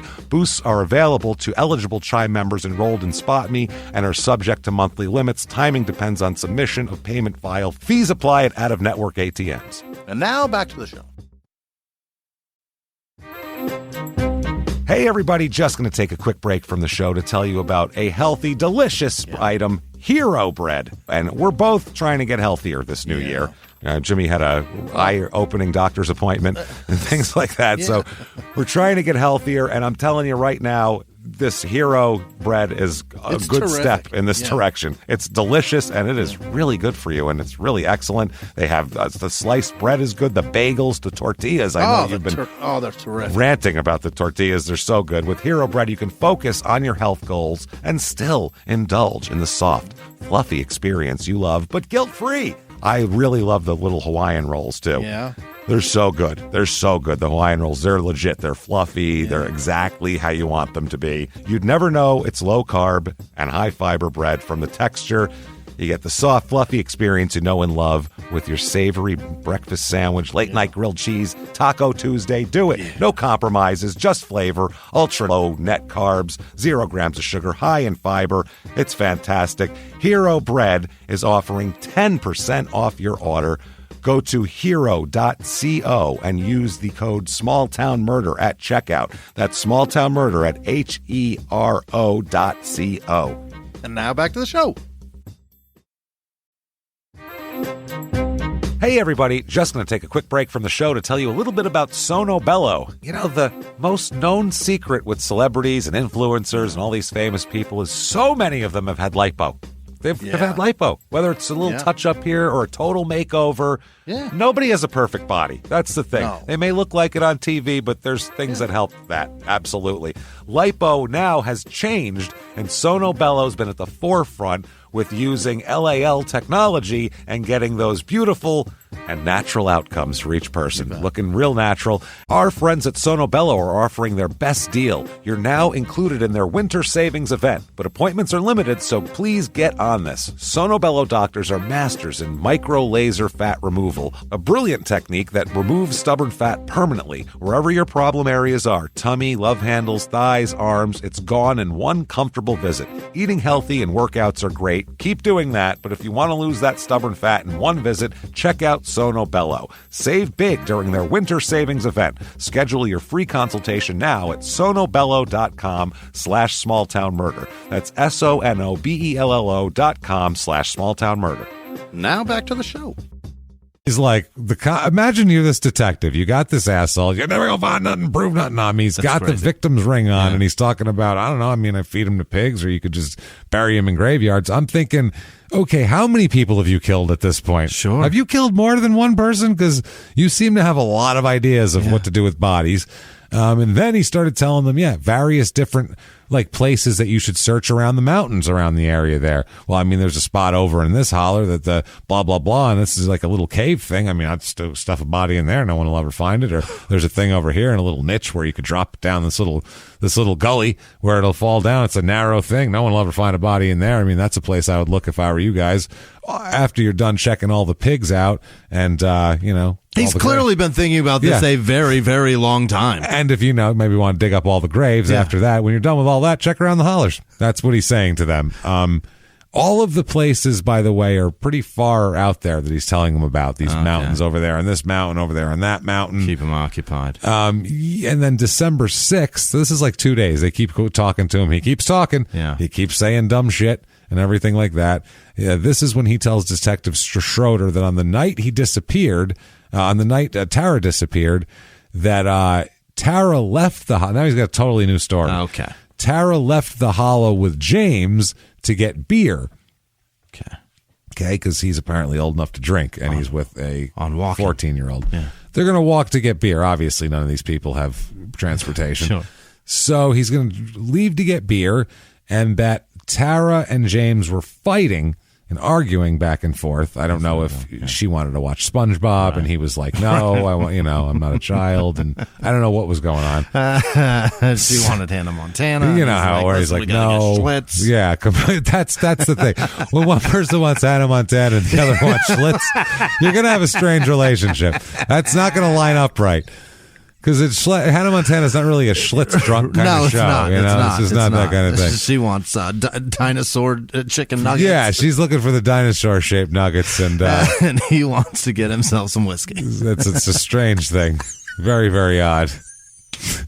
She wants some mini corn dogs. He wants some Coors.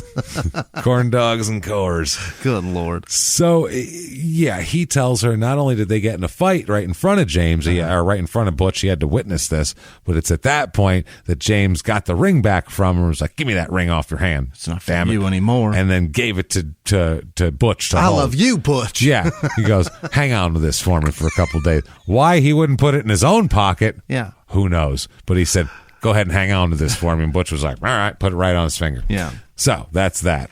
That's a stupid story. That is it's almost as dumb as, I don't know, she just handed it to me and walked up a mountain. Handed it to me, headed off for the freeway. Almost. Almost. Just going to go run with traffic. Yeah, just, I don't know where she was going. She just wandered out there, no, ringless. Started running up the on-ramp. You know how it works. She said, "I'm a car now." Jesus, she's crazy. She got up a good 35. Then again, she is a child, right. So, now the cops know more than they're saying here. They're trying to, lock him into a few dumb stories because it just looks worse.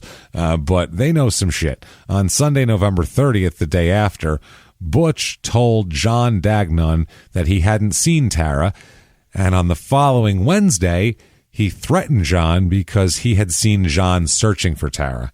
Okay. So, yeah, he said, "I haven't seen her," and then I guess John was literally looking through the woods for Tara, trying to find her, and Butch came up and threatened him and said, "You fucking stay out of this, leave this shit alone, it's none of your goddamn business." Like, it's my girlfriend, bro. It's his brother's girlfriend, but still. Or his cousin's girlfriend. Okay, got it. Either one. Yeah. It's one of his kin's girlfriend. It's his kin. I mean, let's face it here. Yeah, it's all the same DNA anyway. But after the marriage, she was going to be my kin. Yeah, exactly. So either way, he says that, stay out of this shit. And the guy's like, "Whoa. Yeah. That's a strange reaction to searching for a missing child." Yeah. Do you do that for everybody? Imagine that. People who hold candlelight vigils, you try to disperse them all? Hey, come on, y'all everybody. Stay out there, shit. Quit your whining. That's right. She got hit by a drunk driver, but everybody's got time to go, goddammit. Now go home. Blow those goddamn candles out. Don't y'all got work in the morning? Shit. Right now. So, yeah, that's not smart. So, this is weird because here's another thing. Why is the only person searching through the woods John Dagnon? Yeah. Shouldn't there be... Where are the police? The rest of the 104... Get the 85-year-old searching. I don't care. Where are the cops? Where's the state police? If they don't have the want to get anything done in this area, because they don't have their own police force. I'm sure there's like a county police that's an hour away that they can go to or that's something. The sheriff, right? Something over in Chattanooga. Right. They come on over the hill from Chattanooga. I don't know what happens, but... Somebody else. Yeah, the Dagnon that drafts warrants should be out there. Where's he? Yeah, he's a warrant drafter. He should know what to do here. So he threatens him. Now, Butch also asked John if he thought he had hurt Tara. So, "Do you think you hurt her?" And John was like, "I don't know what the hell you're talking about. No, I didn't hurt anybody." And he's like, "You sure? Do you think you hurt her?" And he was like, "I would know if I hurt a 14-year-old girl. No, I didn't." So that later on that week, on Thursday, the next day, Butch tells Sexton that he got the ring from Tara the night of the 29th, and the last time he saw Tara, she was leaving Egypt Hollow walking toward the interstate. So he told that story then, told it once before to the cops, and then made up a different one about the fight and the beer and the Schlitz and take this there. So now Ronnie Nunley, he's another guy. He's a 24-year-old who hangs out with Butch.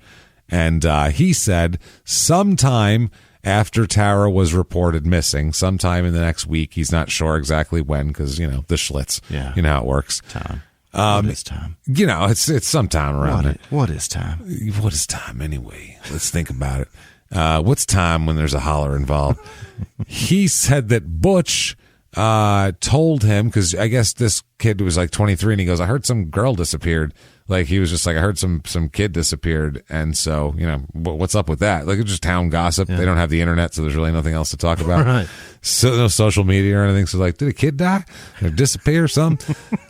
I don't know. So asked him that, and Butch said that, yeah, it's this girl Tara, and she's from here, and she went out with James, and gave her the whole bio, and then asked this Ronnie Nunley if, quote, he wanted a bone from Tara. What? That's what he said. He says, you want a bone from Tara? And was laughing about it. Like, it's that, explained who she was and then asked if he wanted a bone from her. I don't like that. I don't like that at all. No. That sounds real creepy. Yeah. And who knows if he's just a weird, creepy guy, like, trying to be morbid or trying to be, some people, like, they try to be like too dark and cool, like just to be that way. Just to go too far.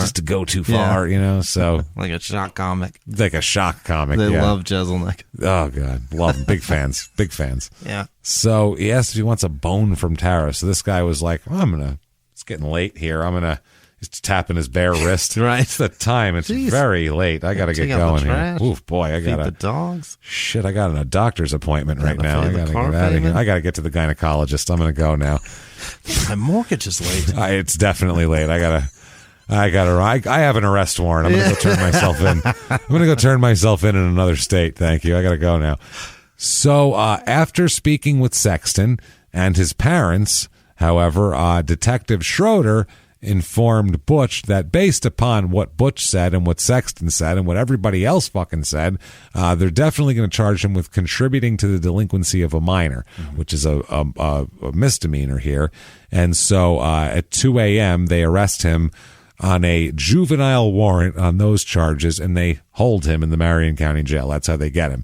Now, later that morning, 9 a.m., he's going to be charged again, because Georgia officers, because like we said, it's right there, informed Detective Schroeder that Butch had been charged with aggravated assault in Dade County, Georgia, recently as well. Okay. So, and him getting arrested here revokes his bond in Georgia. We can move him. No matter what, hold on to his ass. And if you are going to get rid of him, give him to us. Just move him. But just hold him and then maybe move him later. But for now, hold him. Okay. But don't let him go.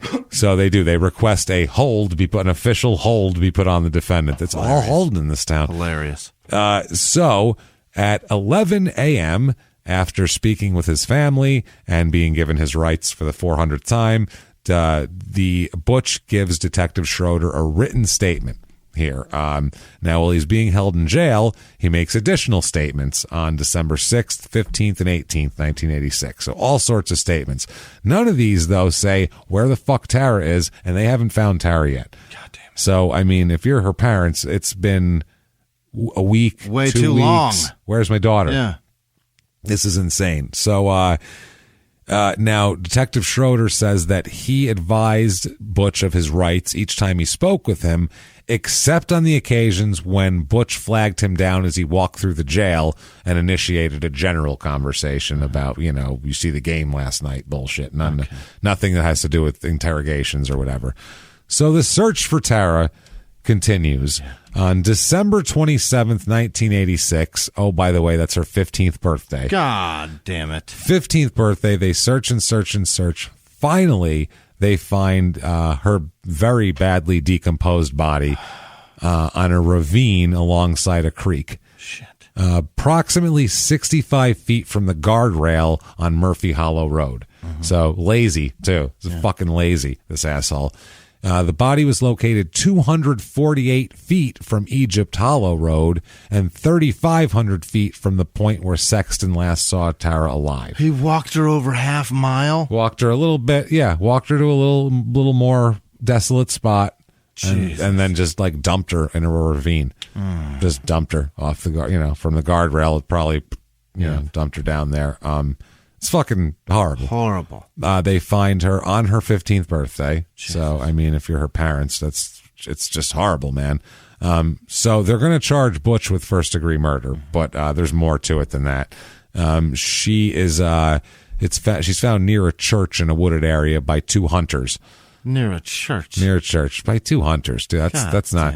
These guys, think about this. You work all week. Yeah. Got a lot going on. It's stressful, the kids, and you got all this shit. And then you and your buddy are going to go out hunting, and you've been looking forward to this if that's what you like to do. And you get out there, and you're like, all right. And then you find a dead teenager. And you're like, day's over. We fucking ruined this one. Shit's over. Never mind. Shit. This makes me not want to shoot things. I don't know why. Just makes me have less ambition to shoot anything. You know, I don't think I'm gonna ever kill anything's child ever again. I've what do you decided think? Not to. It's just mean. So at first, when they found her because of the decomposition, they said, "quote We're still trying to determine the cause of death. We haven't gotten the autopsy report yet because they had to send her to Chattanooga, and they had like a state specialist come in because she was decomposed so badly." Just absolutely awful. They end up finding out with cause of death. They end up finding out that she had been raped and strangled. Yeah. This poor girl. So that's horrific. Raped, strangled, and then dumped into a ravine like just 14-year-old. Yeah, 14-year-old, just thrown over like garbage, basically. But her ring got taken first, though, so make sure to take that. So experts said that they indicate the body had probably been dragged into the ravine by animals. Wow. Because it wasn't even that far away from the road. Like, he probably dumped her even less. He just dumped her over the guardrail, basically, and then animals drug her off. Wow. Further away here. They some 36 feet away from where she was found, they found a dark, wet, stained depression where forensic anthropologists said the body had originally lain. 36 feet. So what did they say they found her? How close was it? Can't remember. Was it 60? Feet. They found her 65 feet from the guardrail, and she was dragged 36 feet. So it just barely even got her over there. That's just lazy too. Asshole. Horrible. So tree limbs over the depression indicated an attempt had been made to cover the body. Yep. So he just threw some trees on her. It was like, there you go. Done. Fuck, man. Nobody will care. Unbelievable. 6 to 8 feet away, they found her slacks and her underwear, and her pants and her underwear, and then certain items were just scattered all around, like a piece of jewelry here, a hair clip there, just stuff that you would lose in a struggle. Right. And stuff like he basically, not stuff you lose in a struggle, like jewelry, like he basically took her shit and just threw it around. Just took it and like scattered it, like throw that over here, toss some trees on it, that should be good. And walk away. Unbelievable. It's disgusting. This guy he's a bad guy, I don't feel good. No, it's going to get worse with this guy. Well, not the whole thing, but he's a bigger asshole. He's just such a fucking asshole. So the body was face down with the jacket, bra, and blouse pulled over her head in a manner inconsistent with animal activity. Yeah. So that is what he did. He did that. And her hair was stuck to the fingers of her left hand with coagulated blood and, Yeah. This is horrible, man. Autopsy by Dr. Frank King, a Marion County medical examiner, did an examination on the bones of the throat, particularly the hyoid bone, which we've talked about a lot. And the doctor indicated that the victim suffered trauma to the neck at the time of death, indicating strangulation. Testified the death had been neck trauma consistent with one of the following: manual strangulation, ligature strangulation, a blow to the neck, or a cut to the neck that was not deep enough to reach underlying bones. Just that one. So more than likely strangled her with maybe her pants or maybe his who knows, his hands. Yeah. I mean, who the hell knows what he did. So from the condition of the body, they could make no conclusion on a lot of things because of that. First, they couldn't tell if there was any sexual intercourse involved, so they brought in a seriologist who found sperm consistent with human sperm taken from her underpants. So they got that. Her underwear had it in there. So that's what they got there. So this is obviously absolutely the worst thing that could happen. Horrific, man. This is a teenage girl being just absolutely thrown away like garbage, basically. Absolute tragedy. Disgusting. Yeah. So they once they find the body, now they got to go. Once they find Tara, now they're going to go talk to Butch again, see what he says about that. Obviously, let's tell him what I mean, he doesn't know if they're ever going to find her. In his mind, he's like, I don't know. By the way, all those sites he told them about were all miles away from this shit. Nowhere near her. Nowhere near where she was. So he was like, I would check over on that mountain. I don't know. I mean, I'm not a murderer. Busy and away from her, so that hopefully she disappears. Yeah, which is, it's really ballsy. A lot of times the murderers will try to, it's an old trick, try to insinuate themselves into the investigation to push it away from them, but it's rare that they're already a suspect in jail and they're trying to do that. Sure. It's just it's weird. I mean, I get it, but it usually, like, it's so obvious then, why would you do it? Because it just makes you look more guilty. Directing police traffic. Yeah. So what does Butch think about this whole thing? Want to punch Butch right in the fucking face and knock him out of his chair? Yeah. Well, when Detective Schroeder informed Butch that the body had been discovered and photographed, and so, we have proof of it, and, they try to, a lot of times, and they'll try to show you the photographs, like, this is what she is, because you want to see their reaction to it. Yeah. If they're into it, you want to see if they're like, ooh, I want to see what I did, my handiwork, or if they're, whatever the case may be. Whatever body language they exert, let's see it. Let's see what you got. Yeah, if you show someone a picture of something horrible like that, you're going to get some reaction from them. Well, when he's told the body was found and photographed, you know what Butch said to him? Leaned back in his chair and he said, good, give me some for my scrapbook. Wowza. So, how the fuck does this detective, and I'm not for any kind of police brutality, but at that point, how do you not calmly get up and fucking knock him out of his chair with one punch to his ear and just absolutely rain blows upon him until you physically can't anymore? He asked for a wallet. You know what I'm saying? Did you get 16 wallets? I'll take Give me 3. some for my scrapbook. I don't understand how you wouldn't do it and then just go, I don't even remember doing that. I don't remember turning his brains to pudding.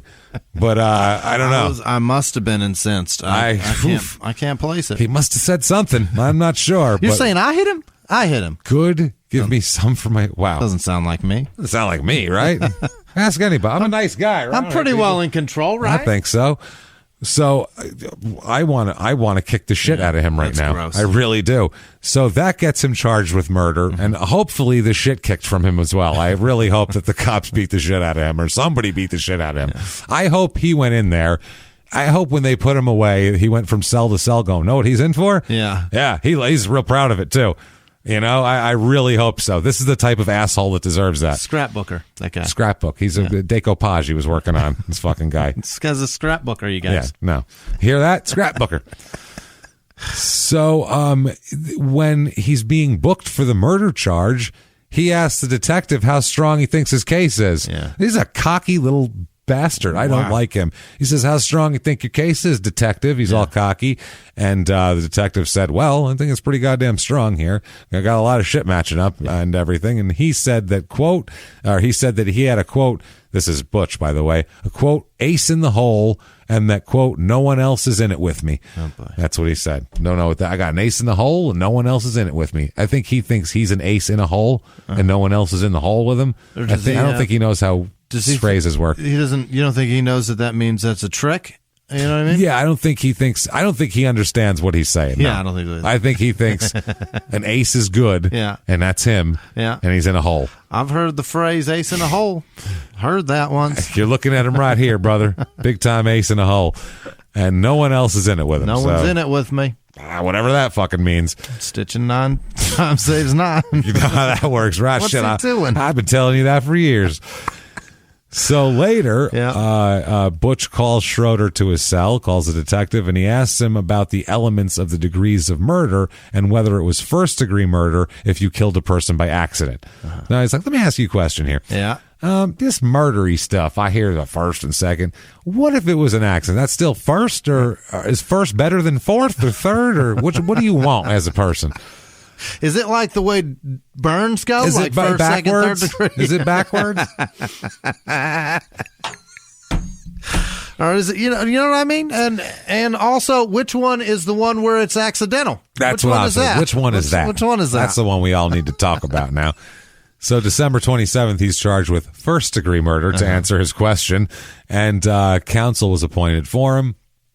Statements are given, and he is asked questions about all this shit. Now, while he's in jail, Several inmates from the jail, from Marion and Franklin County jails, testified later on that Butch either admitted the killing or made very incriminating statements to them. He's just going around the jail telling everybody what he did.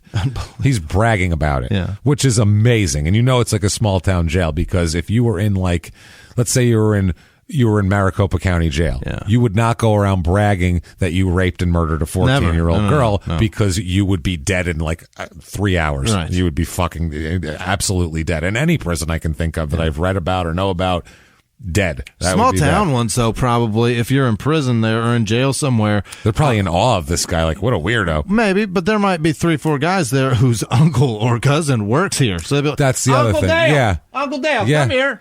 Yeah, that's true. That's true. And also, if you have a small jail, there's not a lot of people in it. There's not really enough to get groups that'll go after someone either. You won't be like, because here, it's usually prisoner on prisoner. There. It'll be a gang that'll want to, somebody to get stomped and whatever. So they said that. First is Pandora Edwards, who's going to open up the whole box here. Is that right? Pandora Edwards, baby. Pandora. That's a man. That's a man's name. Pandora Edwards in the 80s. His parents just thought he was clever. Thought they were clever, and they were like, Pandora, because he's a sea of mysteries with a box. It's very deep, that boy. He's a deep boy. Pandora Edwards. That's the... I remember when I put that in here, I was like, is that real? I had to check back. I'm like, Pandora Edwards. Yeah, I wrote that down. I know why he's in jail. He's in jail for killing whoever named him Pandora. I killed my mother. What's your name? Pandora. All right. I get it. I would too. Yeah. So, Pandora. Pandora's a woman. Oh, okay. I totally messed up. And she's a prisoner with him? Pandora, this is how small this is. She was in a cell next to him. We don't have a men's and women's. We just have the jail. Fucking co-ed jail. Yeah. Okay, I've never heard of co-ed jail before. Well, we can't afford to buy two, James. It's either this or that. You can what? We either arrest them both or we only arrest one sex. That's what I mean. That's all we got. We only got one bathroom, too, so it's an even bigger problem. Tell you what. We had to put a lock on the door. It's a whole thing now. Put a unisex sign on it. The goddamn law comes down on you. Pandora. So Pandora is in the cell next to his. I just picture this as like a sheriff's office with like a big cage in the middle with like a dividing cage. You know what I mean? There's just two cages, like old school. She was the apple of her mom's eye at one point, and now she's in jail as Pandora. Pandora. Yeah. Now she's in jail next to him. She said that Butch told her about, quote, some 14-year-old that he raped, beat up, cut, and buried. Wow. Jesus Christ. And he said this occurred at night, and he was unable to sleep because he kept seeing the victim, he told her. That's good. He was like, oh, man, I can't sleep. Well, I mean, this girl, I not raped her, cut her up, and buried her. It's weird. Yeah. It's weird. I'm real tired. I can't feel sleep. Guilty. Every time I close my eyes, I see this girl I raped, murdered, and cut up. Right? Now, Edwards' cellmate is a man. What is this place? Eddie Mae Tate Wilkerson. What is going on? It's got to be a woman, Eddie Mae. Eddie Mae, maybe. Yeah, Eddie, like Whoopi Goldberg in the movie. Right. Eddie, I suppose. I don't know. In the basketball movie? It has to be. Has to be a woman. They don't put a man and a woman in the same cell together. Unless it's just that. It's that we can't afford a men's and women's. Yeah, don't be fucking in there now, you hear? You're all human, so we're going to treat you as such. Now, no raping. And they just walk away. We're going to trust it. Honor system on the sexual assault now. Hey, criminal man. We have another criminal who happens to be what y'all like. Don't fuck her. Don't fuck her. No. All right, then. Walks away. You guys that don't like following the rules, here's a new rule. Nobody fucks this girl. Nobody fucks her now. God damn it. Get in there, Eddie Mae. Come on, Eddie Mae. So Eddie Mae Tate Wilkerson. Jesus Christ. Sorry, I can't help it. I said no raping. Crazy. That was my. I put us on the goddamn tangent. What are you talking about? That was my fault. This is a mess. Honor system on the It's a sexual assault honor system. It's a trusting town, Jimmy. They're different in small towns. It's just funnier with a finger point to a criminal's Yeah. face and going, Hey. honor system on the sexual assault. Honor system, pal. Seriously. Come on. You put $1 in the box like you took a Snickers from the office. Like, what the fuck is going on? Any of you fucker, you got to put a quarter in the fuck jar. This is ridiculous. Gotta put a quarter in the rape jar, man. We had a pizza party last month. Now we're hoping that it's not going to be that crazy. That Maybe was a all pretty much financed by John. trip But to Arby's, maybe, or something. But Jesus Christ, guys. A whole pizza party? That's just too much. I said no. Stop it, goddammit. John, your commissary is awfully low. Oh, you man. better not try to fuck her. You can't afford it.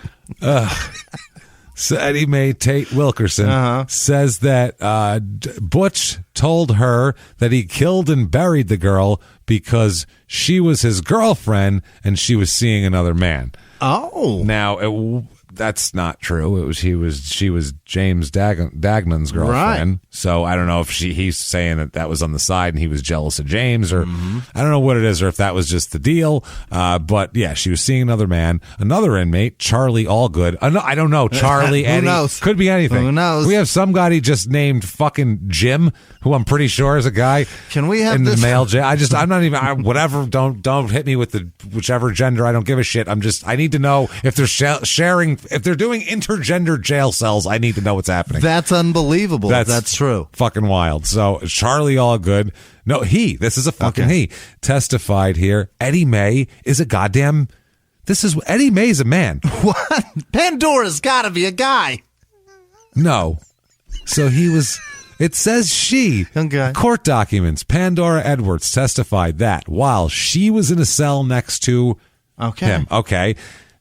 Next. Yep. Edwards' cellmate, Eddie Mae Tate Wilkerson, testified the defendant said he had buried and killed the girl because she was his girlfriend. She was seeing another man. So there's Doesn't say anything there. no indicator there.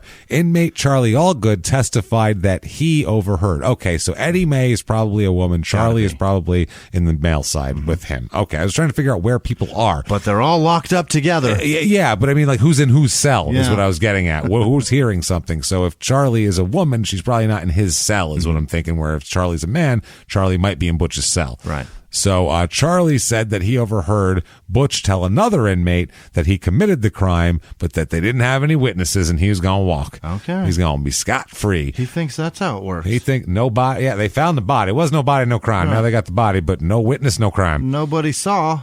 I can't get in trouble. It's for all that. good, Yeah. even though my sperm's there. Yeah. Oh, yeah. yeah. That's not a good thing. That's a No. bad thing for him. Now, James Graham is another guy here, testified that Butch told him that a girl was missing and that he would be charged with the murder if she had been killed. Like, she's missing, and if she come up dead, they're going to blame me. Yeah. I know it. She better come up alive.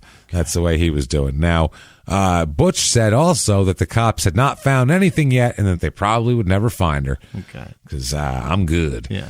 He also admitted the killing to Stephen Morgan. How many people did he tell he killed somebody to? This is like, doing? this isn't just a cellmate who he like talked to and maybe it was the middle of the night and they're having a vulnerable conversation.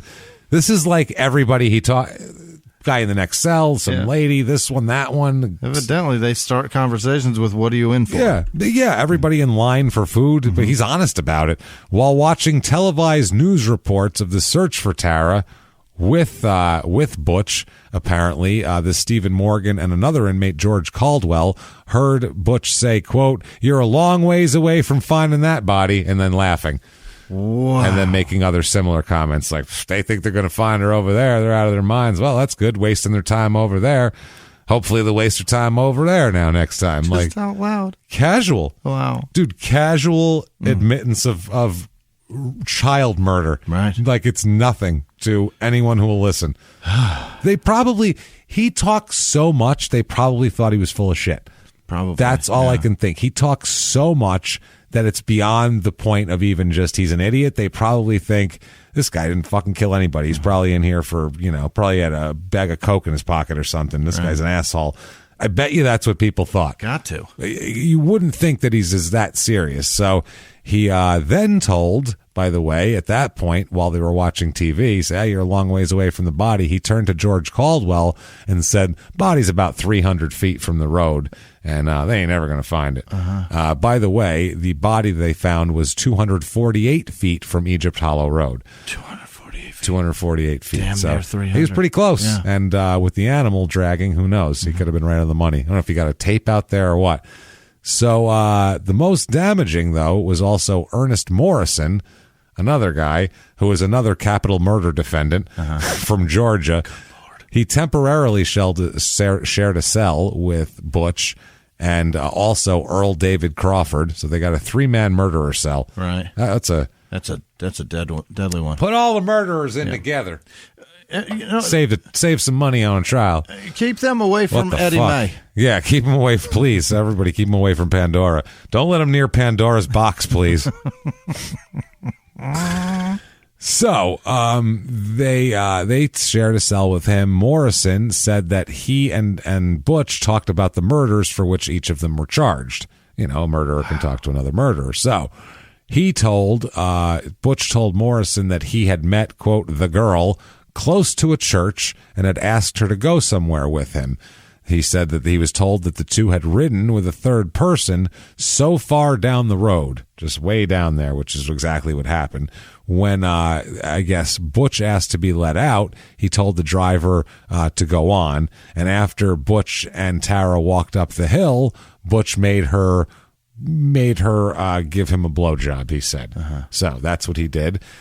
Then he said he forced her to. Yep. Then they walked through the woods. He dragged her into the woods, made her walk into the woods, and he forcefully removed her pants and had sex with her and raped her. Yep. And at that time, he said that she was pleading with him not to hurt her.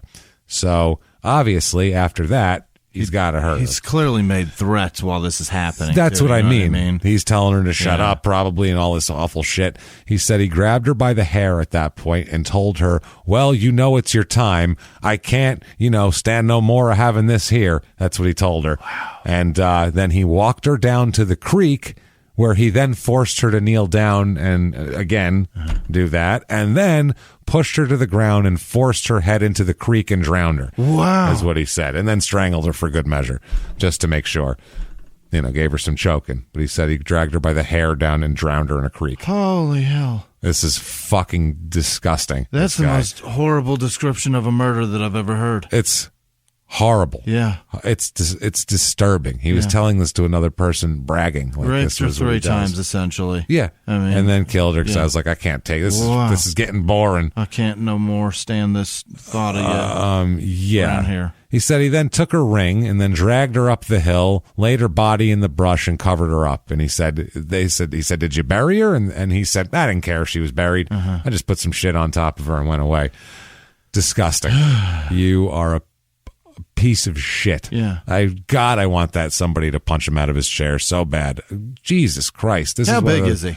I don't think very. I don't know. But I'd like to fly to Georgia. I was going to say, see where the fuck he's at. I think I'd like to give it a shot either way. He's older now. What is he? 20? So 20 in the 80s. So he's about almost 60 now. He's in his mid 50s. I think it's a fair fight. I'll take a shot at him. Let's go. Yeah, I'll take a good shot at him. Yeah. I think so. It's a fair fight. He's legal. Let's go. Legal. Let's give it a run. It'll be like at the gas station. I want to meet him. For me. I want to beat the living shit out of that man. Like I said, I almost beat the shit out of a person for much less than that the other day. So may as well then. Might as well. Yeah. A maskless old man almost got. He wasn't old. He was like 60. He thought he was spry. Same age. He thought he was spry. Let's give it a run. Tried to talk some shit. And I told him that he was going to be collecting his dentures off the fucking ground if he didn't take a step back, and that shocked him. I don't think he expected that line to come out. And I called him an old fart and told him to get back to his fucking car and put a mask on, you old fart. Grow the fuck up. Yeah. Asshole. Be a mature adult. He called me a kid. Yeah. Listen, kid. I said, kid? That's when I said, you're going to collect your dentures in a second. So Anyway, Yeah. they so put a mask on. I'm like, you know how many fucking I wanted to yell. You know how many fucking live shows I canceled this year? Do you know how many fucking live shows we've postponed it 4 fucking times? Yeah. I'll kill you, you motherfucker. But I didn't say that. Yeah. I took it easy. I've got so many gripes about it, man. I know. I know. I just want to go on the road. I just want to perform. I just want to I want to do shows. I want to go out and do shows. I want to make a fucking living doing shows like a goddamn comedian. It's goddamn real. It's real. I don't want people to die. I don't want stuff to go on. Yeah, I meant selfishly, I just want to do that. Your fucking mask on. Yeah, it's easy. It's really easy. I don't care what you believe. Yeah, they suck. It's hot in there. Yeah, it's annoying. Yes, all of that is true, and it doesn't matter. Glasses, and even in the summertime, my fucking glasses fog up. 115 degrees outside. I can't see out of my fucking glasses. So just take them off and drive, Jimmy. Who cares? You'll be fine. I still wear the fucking mask. You shouldn't. It'll be more comfortable to just take your glasses off and drive. Sure, it's unsafe. But yeah, what the hell? Sure, you're putting other people in danger, but I mean, you know what? That's your right. So now, the defense at trial that they present is the testimony of his grandmother and of Shirley and Darrell Williams, who also lived in the grandmother's trailer. Yeah. So they have 4 goddamn people crammed into a trailer, of which, who knows what varying degrees of relation they are. Sure. So they said that on the night of November 29th, Tara Stowe had come to the trailer and left when she learned that Butch wasn't there. Apparently, she said Tara stopped by. Apparently, they went to look for Butch, and Butch went to look for her. They crossed paths. So you think they would have hammered that out on the phone. Mm-hmm. Well, I'll come there. No, I'll come there. All right. And they just hung up and both did it. I don't know what happened. I'll come there. Yeah, I said I'll come there. All right, I'll see you then. I'll see you there. All right. On my way. On my way. Me too. See you. I'm getting in the car. Yeah. All right. Be right there. So, I'll be at the holler. All right. Me too. So Butch then himself had come home later, sometime between 11 and 11:30, is by their testimony, and he had remained there the rest of the night. They said he came home 11:30. That was that. Darrell Williams testified that he had seen James Dagon, that is hiding in the tent guy, because he's got a warrant out, right? Quote, in the hollow. There on November 29th. He also seen Dagnun. He's seen him. He's seen Dagnun riding in his father's car, quote, sort of like he was trying to avoid being seen. I don't know how you drive a car like you're trying to avoid being seen. Was his head not visible? Pretending to ghost ride the whip. Yeah, I looked over and just saw his hand on the wheel, but his head was ducked below the dashboard, so I'm not sure. He was trying to look inconspicuous. Was he driving like not on the road? What was he doing that could make it look like he's trying to avoid being seen? I don't know how that's possible. I've never been driving like, I don't want him to see me. You're in a car. He was driving a car that had camouflage paint, so he was trying not to be seen. I assume he was trying to blend into the surroundings. He was wearing a real tree camo hat, so he blended right in. I couldn't see him at all. He is like a Viet Cong, boy. I couldn't see nothing. Trying not to be seen. He said during the time of the search and later after the body had been found, that he was cleaning trash and the clothes out of his car at his grandmother's house. So that's somebody putting it on James Dagnun there. I saw him cleaning up after a murder. So the state's examination of Pandora Edwards, first question is, why were you in a jail next to...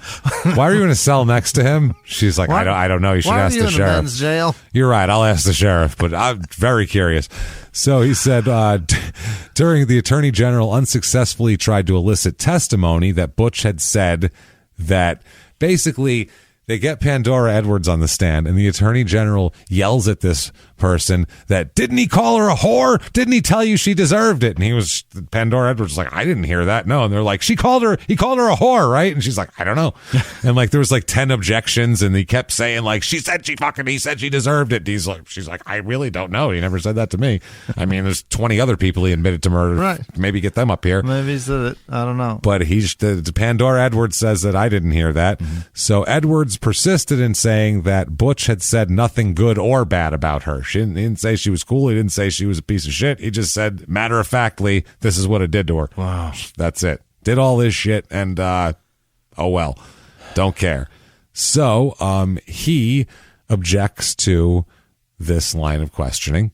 Obviously, well, not him. He doesn't have a law degree. Yeah. He doesn't have a high school. He objects to this whole fucking charade of a trial. He's so dumb. If you see a class ring on him, you think it's suspicious. Right. That's how dumb he is. You can talk to him for 5 minutes and you go, "Where the fuck did you get that ring? Why do you have a high school ring? I don't know anything about your past, but I'm pretty sure you didn't graduate from anything. You said you seen something today. Yeah, so I seen it.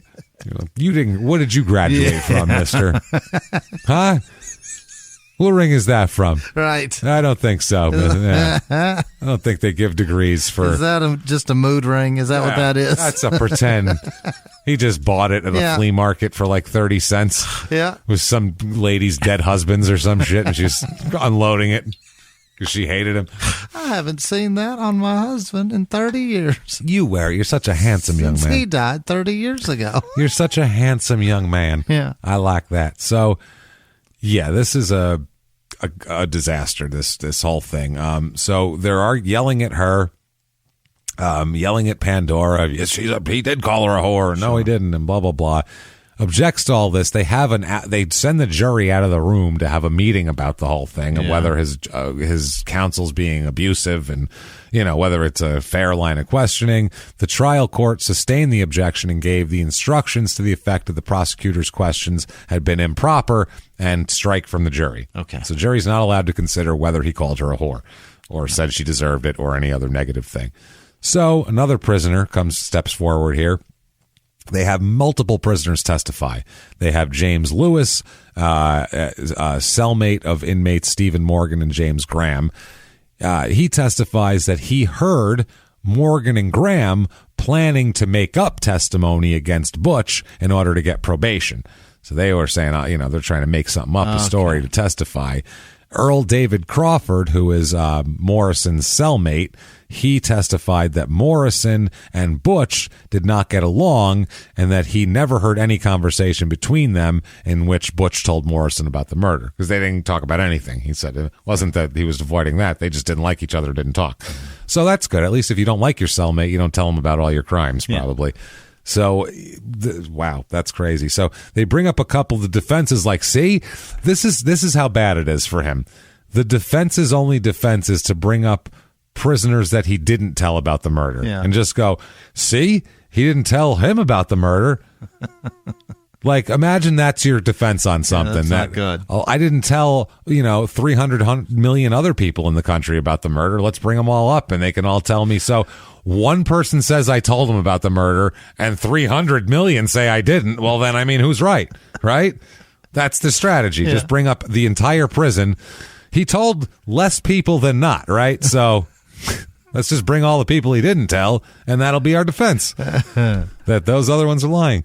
So, now Butch ends up having to testify. He's got to testify. Sure. He's got no choice. Otherwise, it's just a bunch of people saying he's a piece of shit. Right. And, prison inmates saying that he said he killed this girl. So he's got to get up and use his own words here. So Butch testifies. His story is now, of course, he's got a new story because he's on the stance, and this is a story he's gone over with a lawyer. Right. Like, this might hold legal water type of story. This is the best one for the cross-examination. Yes. This is as good as it's going to get. This is the one with the least amount of questions. Yeah, here we go. He has had to, it tries to tie up loose ends because he's had time to sit in jail and wait for this, and then he's had time with a lawyer to come up with what's he going to say. Because I assume he's not just like, I'm going to testify today. I got this. I assume the lawyer's like, okay, do this, don't say that. Right. Say this. If they ask you this, say that. So he testifies that he had been with James Dagnon at Paralese, which is a local hangout in Egypt Hollow, on the 29th, contradicting the hiding in the woods from the warrant for whipping a boy. Right. I don't know what's going on, but yeah. So that's the first time we've heard of James Dagnon anywhere but a tent in the woods. Absolutely not. So he says, though, he was at a local, I don't even know what that is, a hangout. I don't know if it sounds like it's like a gas station where they have an arcade game in the back of and the kids hang out and drink Boone's Farm. Yeah, it's not, it's a place of business, right? Yeah, I just don't know what kind. He said both he and James had talked to Tara on the telephone by that time, is what Butch says. And he says that later later Butch and Tim Sexton went to the Betty Davis residence to ask for Tara, which that actually did happen because there's witnesses to that. They later went to Egypt Hollow, where they saw Tara sitting on the steps of a church. He said the three of them drove up into the hollow together, drove up in the hollow, and stopped and got out of the car. Butch said after that, Tim left because he said Tim didn't ask me to come. He said Tim just said he had to go, and he left. I didn't tell Tim he couldn't come into the hollow with us. So then he said pretty much right after Tim left, James popped up. Oh. He emerged from his tent up in the woods and came down.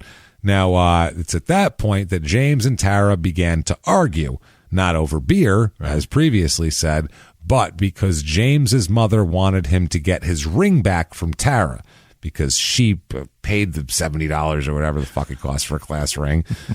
He paid $72.50 and she want it back now, and he gave it to her. So mom's mad. So they argued about it, and Tara, James ended up having to grab her wrist and wrestle the ring off of Tara's hand and pull it off like, she was screaming and yelling, and he just held her arm and said, "God damn it, you fucking bitch," and took her ring off. Okay. And then at that point, gave it to Butch and said, hang on to this for a couple days because, who knows with this one. She's going to steal it. Who knows? That's his story. After that wild event, yeah, what you take then? the ring. And he was like, whoa, weird. I mean, he said the last time that he saw Tara and James Dagnon, they were arguing as they, quote, left out back towards the hollow. Left out back toward the holler. So after that, I just turned around and walked away. In the direction of the interstate. And he says after that, I went home. Literally what he said. Don't know. I was there just long enough to see him pop up, have an argument that turned physical, and then just walk back into the woods near where she was found. And I just went, wow, weird night with, jewelry from a murder victim on, and I leave. That's his story. They had a weird argument that's never been had in the history of life, and then I just walked away. And then I walked away, and they went in, and obviously he raped and killed her. So clean and done, I guess, right? So I'll be going home now. Yeah. Guys want to undo these shackles? This is really uncomfortable. I'm going to get going now. So, holler at him. Thanks, guys. Now that I've explained it, it's cool, right? Right. Totally cool. You get it. So in the rebuttal here, the state presented the testimony of John Dagnon and Tim Sexton, and that Darrell Williams had told them. Everybody's telling everybody there's a lot of hearsay going on here. Talking. The state said that John Dagnon and Tim Sexton said that Darrell Williams had told them that Butch had not come home until 6 o'clock in the morning on November 29th, not at 11 as he got his grandmother to testify. So your grandmother will say anything for you, dude, by the way. My grandmother would say anything for me to get me. Yeah. She wouldn't even care if I did it or not. So what time did he get home? Ma, what time he tell you? That's the time. That seems right. Yeah, she's an old guinea too. You're not getting a fucking word out of her. Not a word. She's an old timer. She'll ask questions to answer questions. She'll straight. No. What time did he get home? She'll lie. What time he tell you? I don't know. Oh, what'd he say? My Jimmy doesn't lie. That's what she would say about me. My Jimmy doesn't lie. Whatever he say, that's what he do. He won't lie. He's a nice boy. Terrific. He's a good boy. Just asking questions, then saying that shit. Yeah, that's what it is. That's what she would do too. What do you say? My what? She would. No, what I want to ask you is, why do you ask me this? For why do you ask me why? Yeah. You leave my grandson alone. That's what she'd say. Well, you want me to? You ask me questions if you want. That's she tried to put herself in it. Probably. You can ask me questions, and I'll tell you. I'll tell you to go to hell. Go fuck yourself. Like the priest I tell to go fuck himself in 1972. So Jan Gifford, a friend of James Dagnon's mother, testified. These Dagnons, man. There's a lot of them. Dagnon, sons of bitches. James Dagnon's mother's friend testified that James Dagnon had been at her house in Trenton, Georgia from 7 p.m. November 29th until 2 p.m. the next day. Oh. He wasn't even in the fucking woods in a tent. Oh. Butch just lured her there under the pretense that, I talked to James. He's in a tent up in the woods, so I'll take you to him.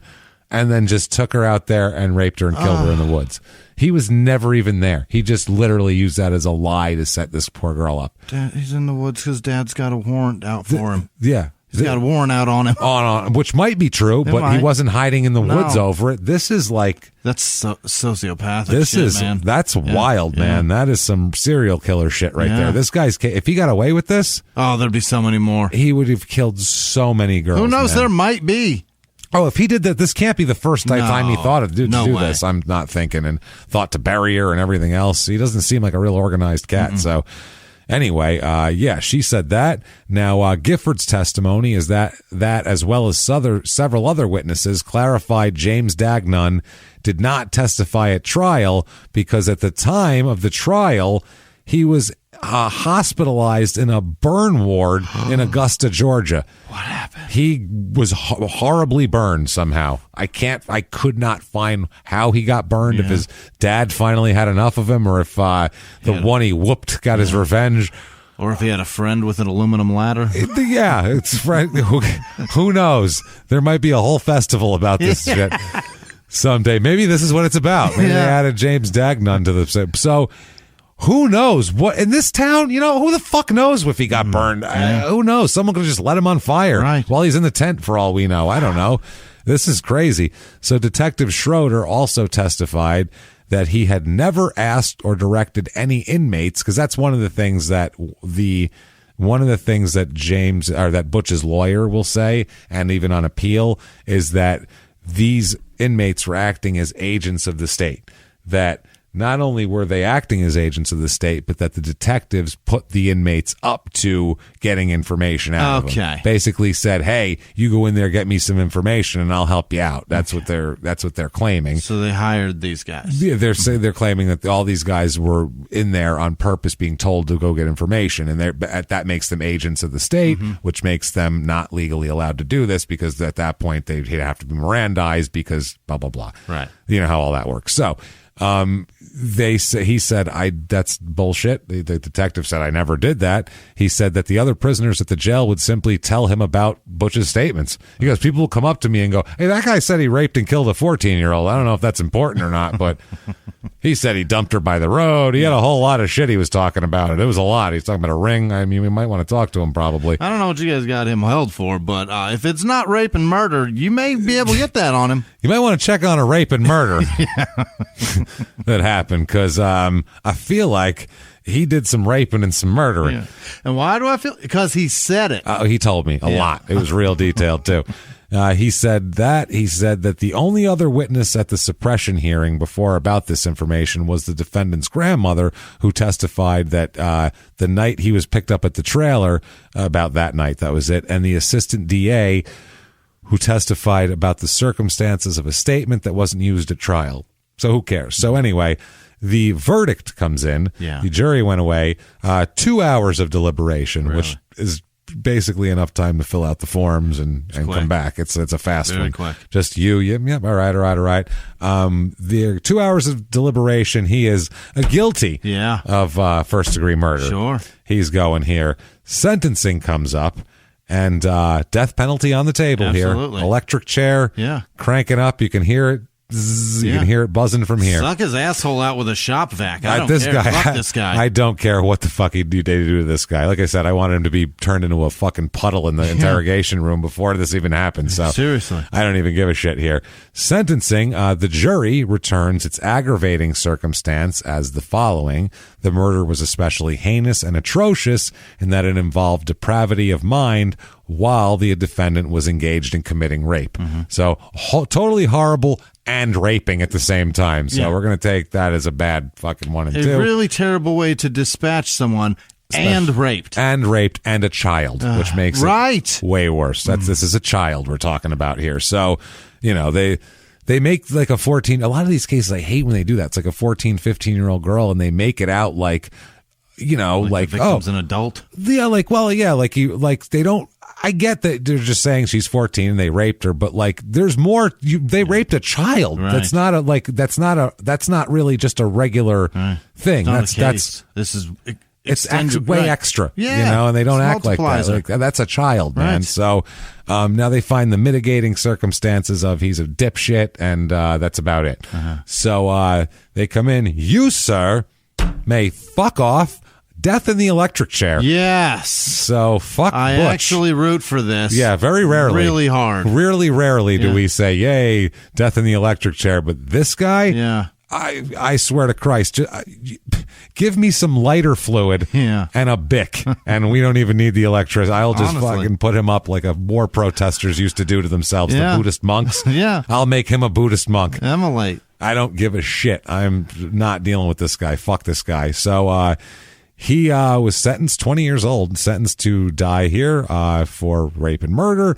He is, he appeals. Sure. In 1990. He says that the first issue of the trial court was it erred in overruling his motion to suppress the statements. This is the big thing. Yeah. All the statements made to Detective Schroeder from fellow inmates while he was in custody at the trial here, waiting for trial, should all be out. Let's be honest here. You can't just, so I tell people I killed a person. You can't let them tell you that. Right. That's ridiculous. They weren't there. I didn't tell you. Right. I'm the guy you listen to. Me. It's my murder. Right. What the fuck? So he says that he argues the statement should be suppressed because they were the result of illegal arrest and were made in violation of his rights under the 4th, 5th, and 6th Amendments. Okay. The 4th, 5th, 6th Amendments and the Intergalactic Code of fucking whatever, and the, he violated the Kung Fu Panda Treaty of 2008 as well. What the hell is going on? The World Wildlife Small Squirrel. This is ridiculous. The substance of the argument is that the statement should be not admitted because he was held for almost 3 weeks under the pretense of 2 other outstanding warrants. So he's saying he was being held illegally, therefore he should have never been in jail to be able to make those statements. So boop, boop, boop, back it up a couple, and the statements are out. Okay. Because he said that they held him on these 2 warrants, but the only reason they were pressed on these warrants and held him on these warrants was because they wanted to hold him because of the murder. Okay. He's saying if it wasn't for the murder, I wouldn't have never been in jail. They wouldn't have picked me up.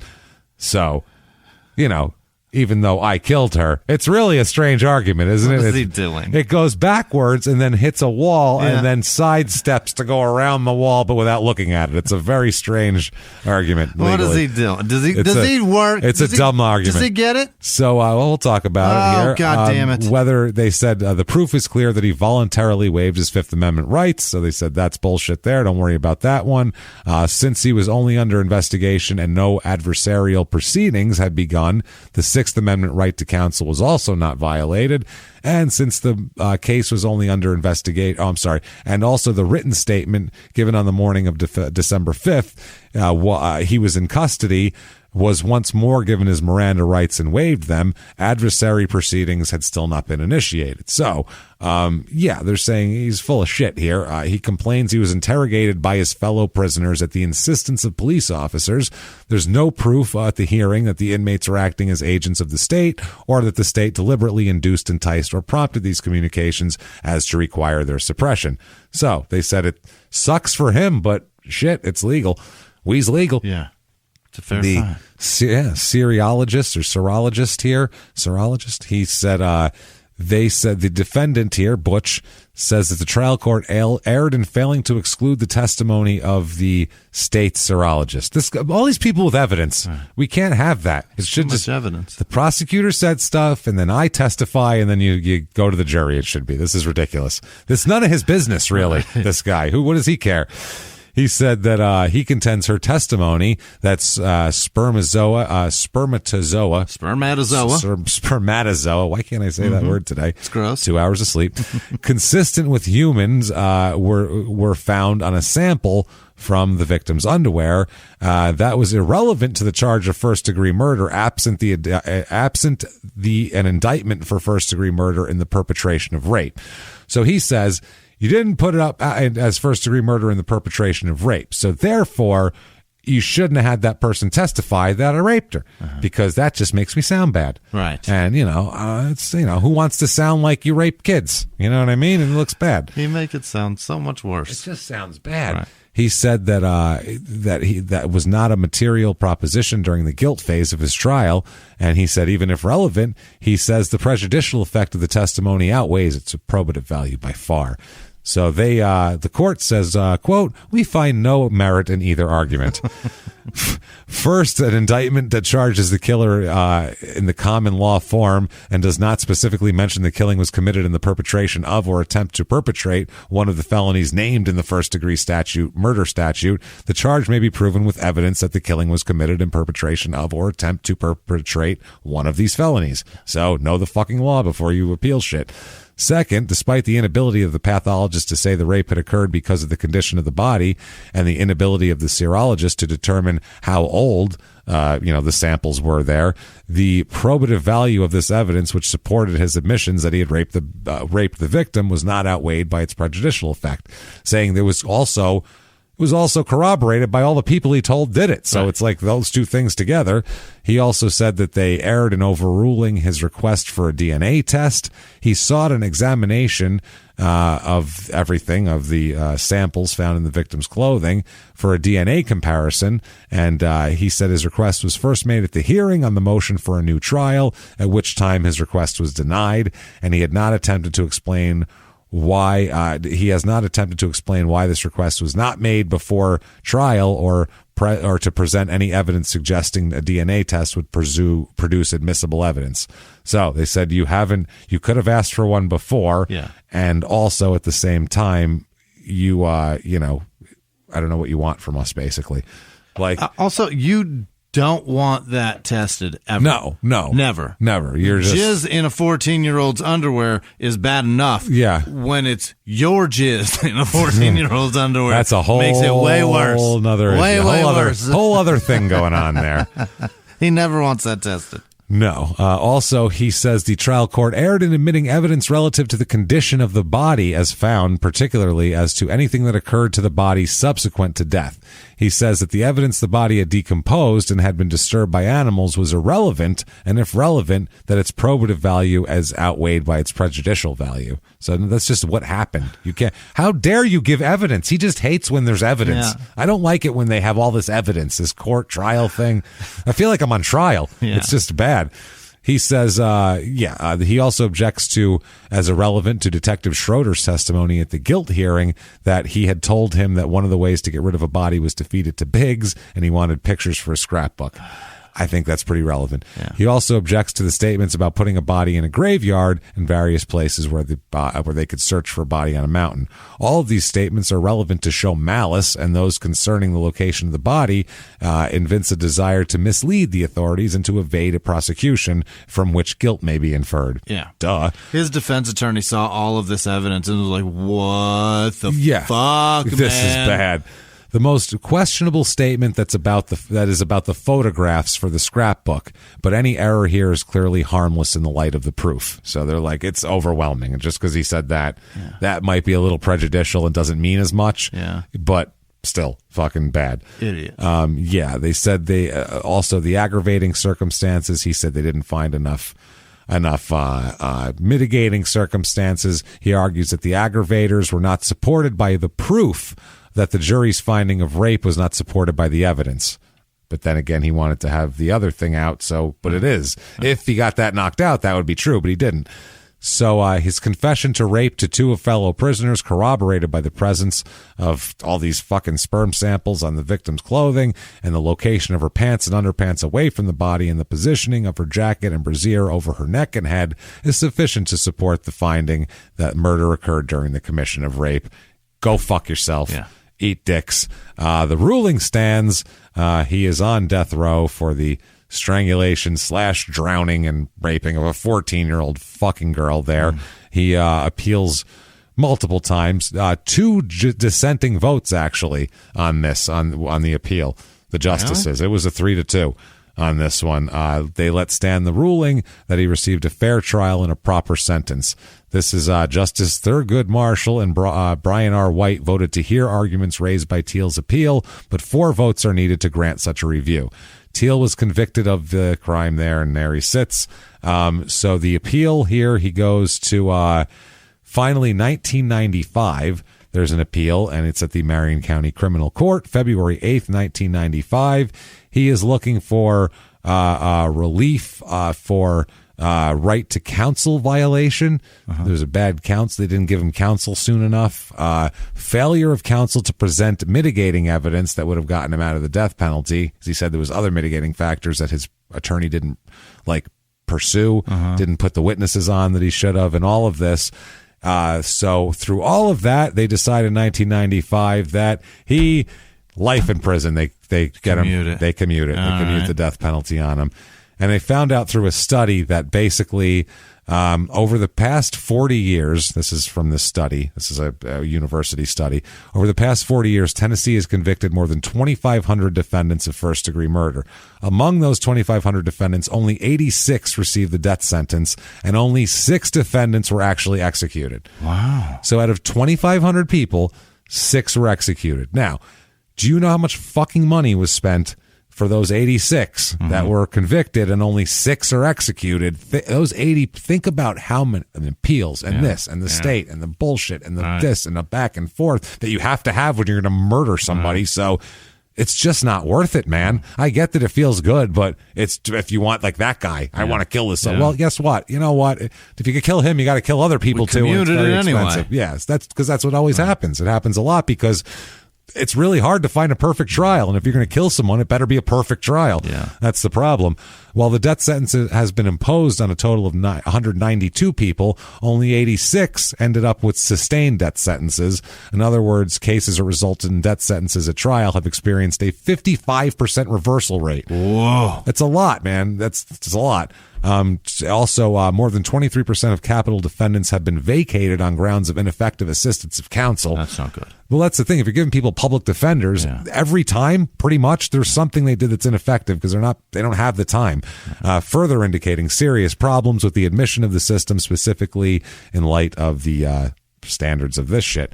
So, over the past 40 years, at least 339 defendants were convicted of counts of multiple counts of first-degree murder, meaning multiple victims, many involving extraordinarily egregious crimes, but only 33 of those defendants, 10%, received death sentences, while the remaining 306 received life or life without parole. Of the 17 defendants found guilty of mass murder, 4 or more victims, only 2 mass murder defendants, 12%, received sustained death sentences. Wow. And those are the people that you want that for, and it doesn't work. The other 15 mass murder defendants, 88%, were sentenced to life or life without parole. So this is normal. It happens all the time. Yeah. It's whatever. A guy like that, you just hope that somebody fucking caves his skull in against a toilet bowl in a prison cell. It's all you can hope for because he's a piece of shit. Or he's trafficked for the rest of his life. That's fine. Yeah. That's fine. But Traffic his ass in exchange for cigarettes. I do want his head to get bounced off a metal toilet every once in a while just for this, just to go, you raped a 14-year-old, you motherfucker, and just you son of a bitch. This is why I'm doing this. So just asshole. I hate that. I don't like that either. I don't want people to be put in prison to be abused, but fuck this guy. Truly. This is the person who deserves it. Once. Just once. Once this guy. We'll make an exception. Yeah. Let's hold him and fucking move him. What do you say? There has to be violence in prison. I mean, you hope it's that. Violent people. James and Jimmie's holding and move him. There we go, everybody. Hope you enjoyed. That is Whiteside, Tennessee, and an absolute monster of an asshole. Complete raging, swollen, fucking farting and diarrhea spewing asshole. This is a horrible man. I fucking hate him. What the fuck? So, if you enjoyed that, tell us about it. 5 stars. Give us 5 stars on Apple Podcasts. That purple icon, it really does help a lot.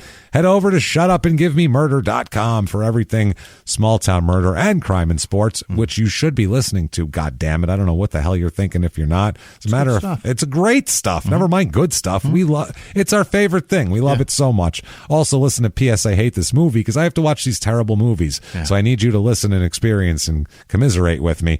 So do that. Check all that out. Also follow us on social media. We're at Murder Small on Twitter, at Small Town Pod on Facebook, at Small Town Murder. That's right, on Instagram. Follow us there.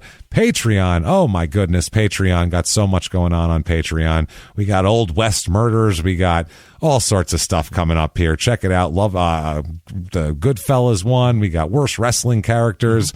Old West Murders next time. Patreon.com/crime and sports will get you all of those episodes, all the back catalog. So if you're all caught up, that's a whole bunch of new episodes you can find. And there's some really good stuff in there, some funny stuff. So check all of that out. Anything over the $5 level will get you access to both shows worth of bonuses. And also will make you a producer where Jimmy will mispronounce your name horribly at the end of the show while trying his best to get it right. Absolutely. That's the important part. Right. You're not trying to fuck the names up. No. He's concentrating with all of his might, and it's just not happening. So all of that and the bonuses, patreon.com/crime and sports. Or if you just want to be a great person and a producer of the show and somebody that we would just absolutely love, and honestly, just a classy move, you can also donate over at PayPal and be an extremely nice person with good karma. And also, you'll be a producer if you do that as well and still get your name messed up. That is, just use our email address, crimeandsports@gmail.com. There you go. Which is also a good way to get a hold of the show as well. That said, God damn it, Jimmy. Oh, boy. Nothing else left to do but hit me with the names of the best people in the world who I never, ever want to be knocked off their chairs with a punch to the ear. Hit me with those names right now, Jimmy. This week's executive producers are Rebecca Valadez, Susanna Platt, Sabrina Jones, Natasha Patel, Jessica West, Brian Harbour, Eric Lugo, Billy Mike Rambo III, Samantha and Sean Carlson. I know. Thanks, Sam and Sean. Yeah. Joanne Ahern, Craig Cole, Shannon Russell, Justin Sangray, and Tina Sio, Jordan Bennett, Fran in Australia, and Tim is in Afghanistan. They watched the live show together. Oh, that was cool. kind of interesting. Well, thank you. Thank you so much. So cool. Thanks, everybody. Stay safe, Tim. Jesus Christ. Also, be careful out there. Honestly. Also, Josh Denton and other producers this week are Dan Papendick. It's his birthday. Happy birthday. Happy birthday, Paper Dick. His girlfriend got him into the show so she feels safer around him. Oh, good. Thomas DeMello, Marcos Genera, Karis Lynn Magarelli, Rabbi Shmulalovich. Why do you like that? Happy birthday, Rob. I think his last name's Aguilar, or that's just his girlfriend's name. I'm not sure. Shane Quarles. Sarah De Leon had a birthday and an anniversary. I don't know which. Congratulations. Georgia Metal Alliance and Heavy Metal Club in Illinois, their chapter. In Georgia? I don't know what that is. Okay, cool. The Georgia one, the Georgia chapter in Illinois. I don't know awesome. What that means. Well, hey, get into those medals. Thank you. Other producers are Jason Lewis, Kayla Krusky, Nicola and Vavra. What? Nicola S. Vavra. That's what that says. Caitlin Stevenson, Marsha Big, Sergeant Brannon, I think. Joey Cardinal. Right. Bill Pagano. No. Chuck? Yeah, but it's P.A. Oh, he is P.A.G., isn't he? Yeah. Pagano. Caitlin Katzer, what is this? Joseph and Bianca Bryant, Arjun, Big Saint to you. What? Big Saint to you? I don't know. Evan Coakley, Sydney Willis, Chris McGregor. I'm a Sarah Dactyl. What? No. I like that. Aaron would know last name. Victoria would know last name. Sarah Croft, Talia Huranenko. What? Yeah. Heather Stenson, C. Catalia, Jessica Collar, Sydney Alheim, Melissa Moore, Fizz Z Elf. What? Fizzy Elf. Yes. Amanda Drop, Samantha Laback, Steve Williams, Russell Rose, Josie Penning, Megan Jarrell, Nathan Holbert, Billy Molina, Mark, Rachal? What? Joel Maskey, Brittany. You guys told me to type this. I did, and now I still can't do it. Brittany Dorschner, Amanda Hansen, Charlie Cassidy, the Carrie Lee, Trish Phoenix, Haley Hardman, Liz Rager, Andrea Franz, Ryan with no last name, Julie Montag, Dave Ritteroff, Tyler Stone, Scott Murphy, Rhea Klassen, Suzanne Charles, Nina Claser, Gabrielle O'Connor, Chelsea Emerald, Jordan Anderson, Brandon, nope, that's Brad Sampson, Christina Matthews. Hey, there you go. Dylan Amos, Danielle Adkins, Thomas Giesland, Chad Ferguson, Christopher Hammer, Nicholas Bronson, Renee Go, Tom Blank, Danger Beagle, Crystal Norden, Brent Weininger, Andrew McLean, Eric Lugo, I said that. KFC $5 fill up for what? KFC $5 fill up. Okay. Caitlin Rusk, Amber Harris, Christy Pack, Emily Tinty, Cynthia the Butt Cat. Oh, The Butt Jesus. Cat? Yeah, she's one of our executives also. I'm sorry. Well, thank Lisa you, Butt Cat. Church, Anthony Stack, Brian Gutwin, Josie Escalito, Harry would know last name, Mindy Esterwood, Michelle Allen. Jesus Christ, this is tough. Dan Kelly, Aaron. He's got them, by the way. This has nothing to do with scribbling them down. No. He's reading these off a computer today for the first computer. time. And this is printed names, so just so you know. Aaron Beard, Dylan Warren. For transparency. Rob Vogel, Amy Jensen, Taylor would know last name, Kara Stevenson. Michael Coleman, Kelly Sheehan, Mike. Nope, that's Matt with Nick. What? I don't know. W Nick. It's the whole name. Oh, got it. There you go. Tiana Crane, Sandy Ashbury, Tyler Sharp, Sarah Wingo, Philip Sorberg, Naomi Leatherwood, Jennifer Mauricio, Hey, Mauricio. Andrew Wade, Chelsea Halliday, Jennifer Devian, DeYoung, Ashley Menser, John Coop, fucking what is happening? Charlene Crocker, Deanna Gudreo, Haley Ruling, Amber Eldridge, Tyler Donaldson, Tim James, that's James Lyons, Derek Platt, Tony Thomas, Mark Thomas, Kat and Mr. Fish, Emily Mundhank, Isabella Quick, TC, Mickey Lilly, Shapath, y'all. What? What is that? Shapat Hall? I don't know. Judy Gall. What do the letters say? I know. What do the letters say? Shapath Hall? So it's all one word. Yeah, but I don't know. So you don't know how it's a th It might or be a huh. Shapat Hall. I gotcha. All right. Okay. And I feel you. Angelique Collins, Amanda Spence, Gabrielle Flanagan, Buddy Rogers, Paolo Fredo, Gregory Gonzalez. I'm trying so hard. Hector Mendez, I think, yes. Andrea Howard, Joseph Denish, Gwendolyn Very, Ann Melender. Taylor with no last name, Katie Lindstead, Brandy K, Kimmy Novak, Shara Pineo, Casey Botcham, David, nope, that's David. Yeah, Jacobs. David, no, that's David. Andrea Kleinschmidt, Austin Yoder, James Cairns, Carlos Tavares, Midwest Greyhound, Sarah with no last name, Dr. Kyle Berkeley, LCWSC. No. Wow. Just LCSWC. Jesus, all of that stuff, huh? I'm in a lot of trouble. Anthony Fright, Sonia Barbie, Amanda A.E., Joseph Campbell, Jennifer Thomas, Jade Hart, Michael Gruner. I'm so bad at this. No, you're doing fine, Jim. John Blanks, Jess with no last name, Sean Mara, Ted Jabara. Where did I go? What did I do? I just pressed a button and things went bad. I don't know what happened.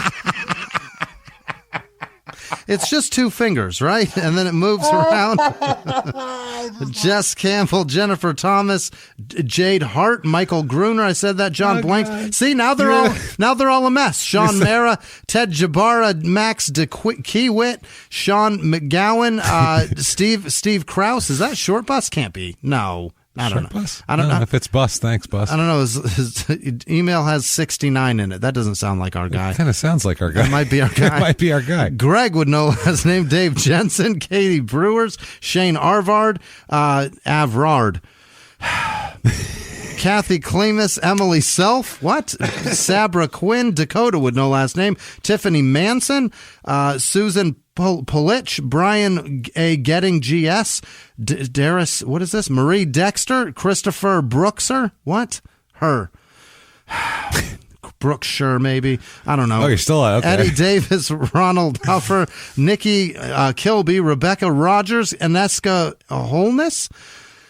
You guys told me to do this. I blame you. Marilia Valencio, Matt Walker, Jonathan DeMaio, Xandria A. Brown, Moose Candle Company. Oh, Moose Candle Company. Hey, MZ Pearl, Sarah Phillips, Angela Koch, Bobilini. What? Bobilini? McLean? I don't know what that is. Philip Stevenson, Anya Mathis, Anya. You said that like I know. Like Shaggy seeing a ghost. Ghost. Mark Rawls, Emma. Okay. Emma Sharon Thalnith. No, that's not right either. Damn it. Noni Tisdale. Lucy King. Reuben Lee. You're doing it like this every week because this is great. I'm having a ball with this shit. Becky with no last name. Kaylin Dillon. Rod Vaught. Jonathan Pobleta. Not so easy to read off the computer now, is it? Christopher M.H. Taylor. Cameron Manlove.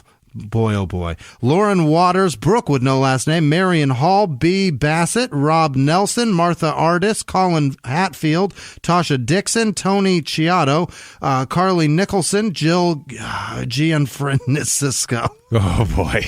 God damn it. Laura Harris, Lena Holderman. She's terrific. Hey. I know who she is. Yeah. Raj Joshi. What? Lion Kawandalula. That's not right either. Taylor Arthur. I'd slowed down. Neil Forzord. Diane Ann Steen. Okay. It's 2 fingers and push, and it works. Okay. Kayla Hentages. And she's Frank and Antoniccio. Laser Buns 22. Joshua Mueller, Courtney Bakey, Valerie Schoen, Joshua Furmerthroth. Yeah, them too. Nicole Greenlee. God damn it. Stephanie Mueller, Brandon St. George, Jean Napier, Michael Hernandez, Cheryl Carter, Missy with no last name, Trish Simpson, and Adam Angers, Tim Sam, Melissa Sloss, Kit Bruin, Emily, nope, that's Amelie, Amelie Ross, Jack with no last name, your boy Cohen Clap Kid. Cool. All right. Stephanie Woodring, Angie Neat, Barbara with no last name, Farida Kenny, Mike Palante, David Tozer, Brandon Clancy, Richard Smalley, Susanna Platt, Sabrina Jones, Marcus Garfunk, Natasha Patel, Taisha McPherson. That's TJ Mack. Hey, Payon, TJ. Payon Ear Inc. Stephen Schnell, Joshua West. Hey, Steve Schnell. Oh, man. Our people are here. Brian Harbor, Alexander Green, Thomas DeMello. He donated twice. Gregory Friedman. Nope, that's Gary. Karis Mengarelli. Karis Mengarelli. She donated twice. Eric Lugo, Rosa Martinez, Camilla Viana, Timothy Reynolds, Albert Avila, Janice Hall, Sean Carlson, Sally Matani, Mary Page Diaz, Joanne Ahern, Grover McDiarmid, Deanna Grimes, Gabrielle Boyer, Laura Aguilar. We're so close to the end. Craig Cole, Rebecca Valdez, Whitney Tollett, James Graber, Elizabeth Quarles, Kristen Bellinger, Shannon Russell, Thomas Smith. It's on a roll. Grant Stansberry, Jordan Bennett. Of course, hey, Jordan Bennett. I didn't have her in the execs. God damn it. She's Victoria Blau, Justin Sangre, Duncan Wilson, Sarah DeLeon, Eric Wagner, Darcy. Nope, that's Search Quarry. What is that? Francis Hinsky, Josh Denton, Sarah Carroll, Amy Beery, Amy Conley, and Jesse Pitts. You guys, thank you. And all of our patrons, you guys are terrific. Thank you. Thank you so much. Yeah. So much, everybody. You have kept us alive and you've kept us going and you've You've given us a reason for life. Staggeringly overwhelming. Thank you. Thank you so much, honestly, for everything you do and for supporting the show. And we will keep working as hard as we can on these shows. Absolutely. And especially those Patreon episodes. We take those real seriously. We want those to be fucking hilarious for you. So thank you for everything you do for us. We will never let you down. And Jimmy, what if they didn't want you to let them down? How could they get a hold of you? They can find me on the internet at Whisman Sucks, WHISMAN Sucks on Twitter and Instagram. Thank you guys for everything. Really, it's really, really overwhelming. It is. Thank you. It's just great to be able to love something and love doing it, and then you guys like it too. And someone else cares. And thank you awesome. for liking that. Where can they find you, James? I am at Jimmy P is funny. Just copy and paste. You know how to find people on the goddamn internet. You can do it there, but. That said, wild ride. Yeah. We're actually upset a man isn't going to be electrocuted to death, but besides that... Wouldn't that be nice? Yeah, that guy, yes, it would. So with that said, I think it's time to go. And until next week, everybody, it's been our pleasure. Bye.